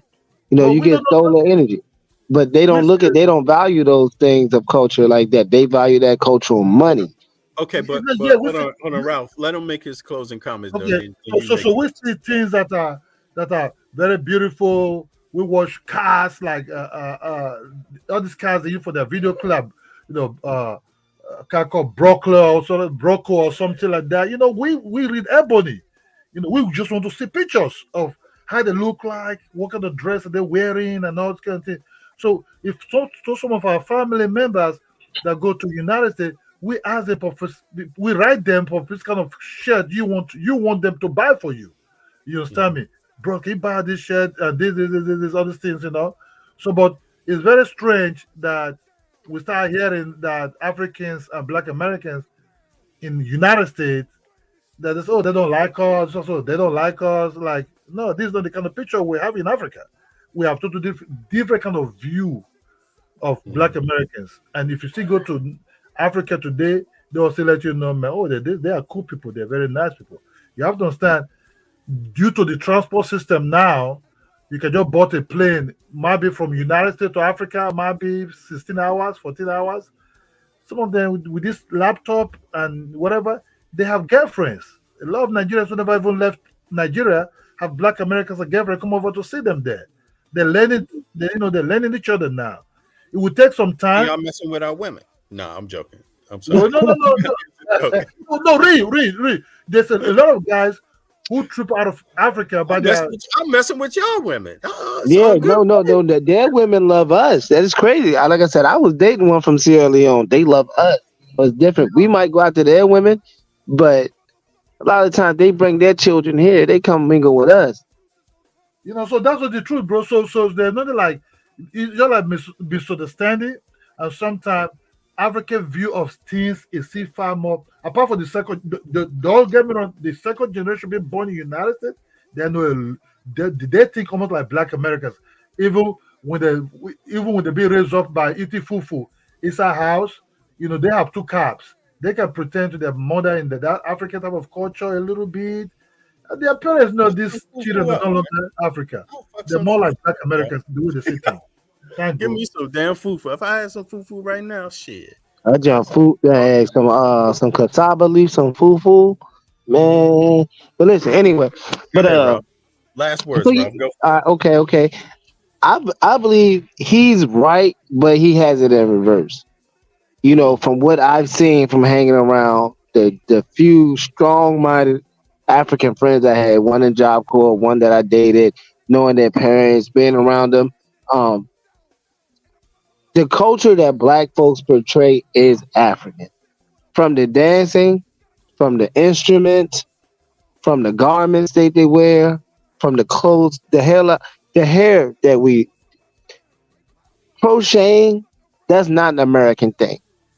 It's an African thing. Dreadlocks, an Asiatic thing. The drums, all of that, we get that. The Africans know they get the banging them. Even with the DC, with the go bongos, Versace, Paravasucos, you know what I'm saying? They take that house music, they bring that nature, that original feel of Africa, or not even just Africa, bringing a Negro culture to America, and America make it look good, and they get pushed back out to the world, remixed. We can't forget twerking, the strip. If you guys like the club, you like strip clubs, y'all like these hoes. These hoes that came from Africa, shaking that booty. They got a place in Africa called Djibouti. In Djibouti, they still walking around making it clap. So what they call that is mapuka. Mapuka is twerking. We get here, we call it just, make that ass slap. When I talk to me, so we put on anything. We get that Megan Thee Stallion and whoever you want to hear, and they're just emulating the moves, the culture of the people that they don't want to respect. Now we don't respect them here because they don't understand our culture here, that what we went through before it got to that. But now it's the propaganda is pushing their African culture and manipulating it. And that's all I got to say, because it's all about money and manipulation of culture. Interesting, brother. You know what? I like that, man. I agree with you, especially the booty shaking, man. We Nobody take that thing like no African joke. Don't they stand still and then move for days? I'm like, what the hell kind of twerk is this? And, and then you said the other thing about the go-go. Oh man, we go out on that one. But as they say, as what's his name? Bun B, right? Isn't his name Bun, the producer, the rapper from UGK? Yeah, he was traveling around on tour, and he said that when they got to DC, he said musically, Washington DC does not identify. They don't have they're not in the same group musically. No, they have their own. They have their own category of music. Baltimore too. Baltimore gets their own. And like I said, I'm not a fan of neither one of them, and I'm not a fan of Africans banging on them drums either. You know what I'm saying? That's what you said, yeah. But I am. So let's go. So when you get into your groove, because you can resonate with that. When I hear music, when I hear Negro music, I hear pain, I hear pleasure, I hear a sense of rejuvenating, rebuilding yourself and getting back together, family. I hear the Temptations, I hear the Isley Brothers, I hear Isaac Hayes, I hear David Ruffin, I hear soul. Soul is nigga music. Culturally, it belongs to us and no one else can have it. James Brown, Little Richard, that's us. That wop bop and loo bop bop, but that made rap culture for us. See what I'm saying? James Brown made rap culture for us. Anything else, you got to come off that 808 bass line and connect that joint with Africa. You want to make it a fast pace, you can make it a slow pace, but you're going to have that same rhythm with Africa. Hey, and where did fella get that groove from? Brown. Yeah, he brought that James Brown back to that's Nigeria, right. and that's right. And they loved it. They made it. Man, it's just our soul. This is a far fetched. There's no real. There's no data on this. This is me saying it. Just me getting the feeling. Qualitative data. Qualitative data is real, bro. It's qualitative. Okay, this me saying this me saying this right here. The African soul and the American nigga soul are yin and yang. Everything else is in between. Is a part of what we made. So you have a righteous side of what Africans, how they feel and what they do. Like you say, all the gods are basically made from Africa. It's not until you start looking at the god Happy, you get Horus, you get Ra, you get all these things from out of Africa. When you get to America, you start getting the Jaguar people, the Mayan people. You start getting the people of soul. So that's all. That's I'm gonna close it out with that. Negro Rock. All right, there you go, man. I appreciate that, Ralph. And of course, we're gonna continue the conversation and chop it up. Conversation, respectful dialogue is key. You know what I'm saying? And on that, we build. Everybody go over to the next stream, if you may. It's in the chat. And we're going to get started on the next one. And on that note, I'm out, y'all. Guess what I got for you, Ralph? What you think this is? Check this out. What's this one right here? Come on. The MAC is down in the building. This steps to the door.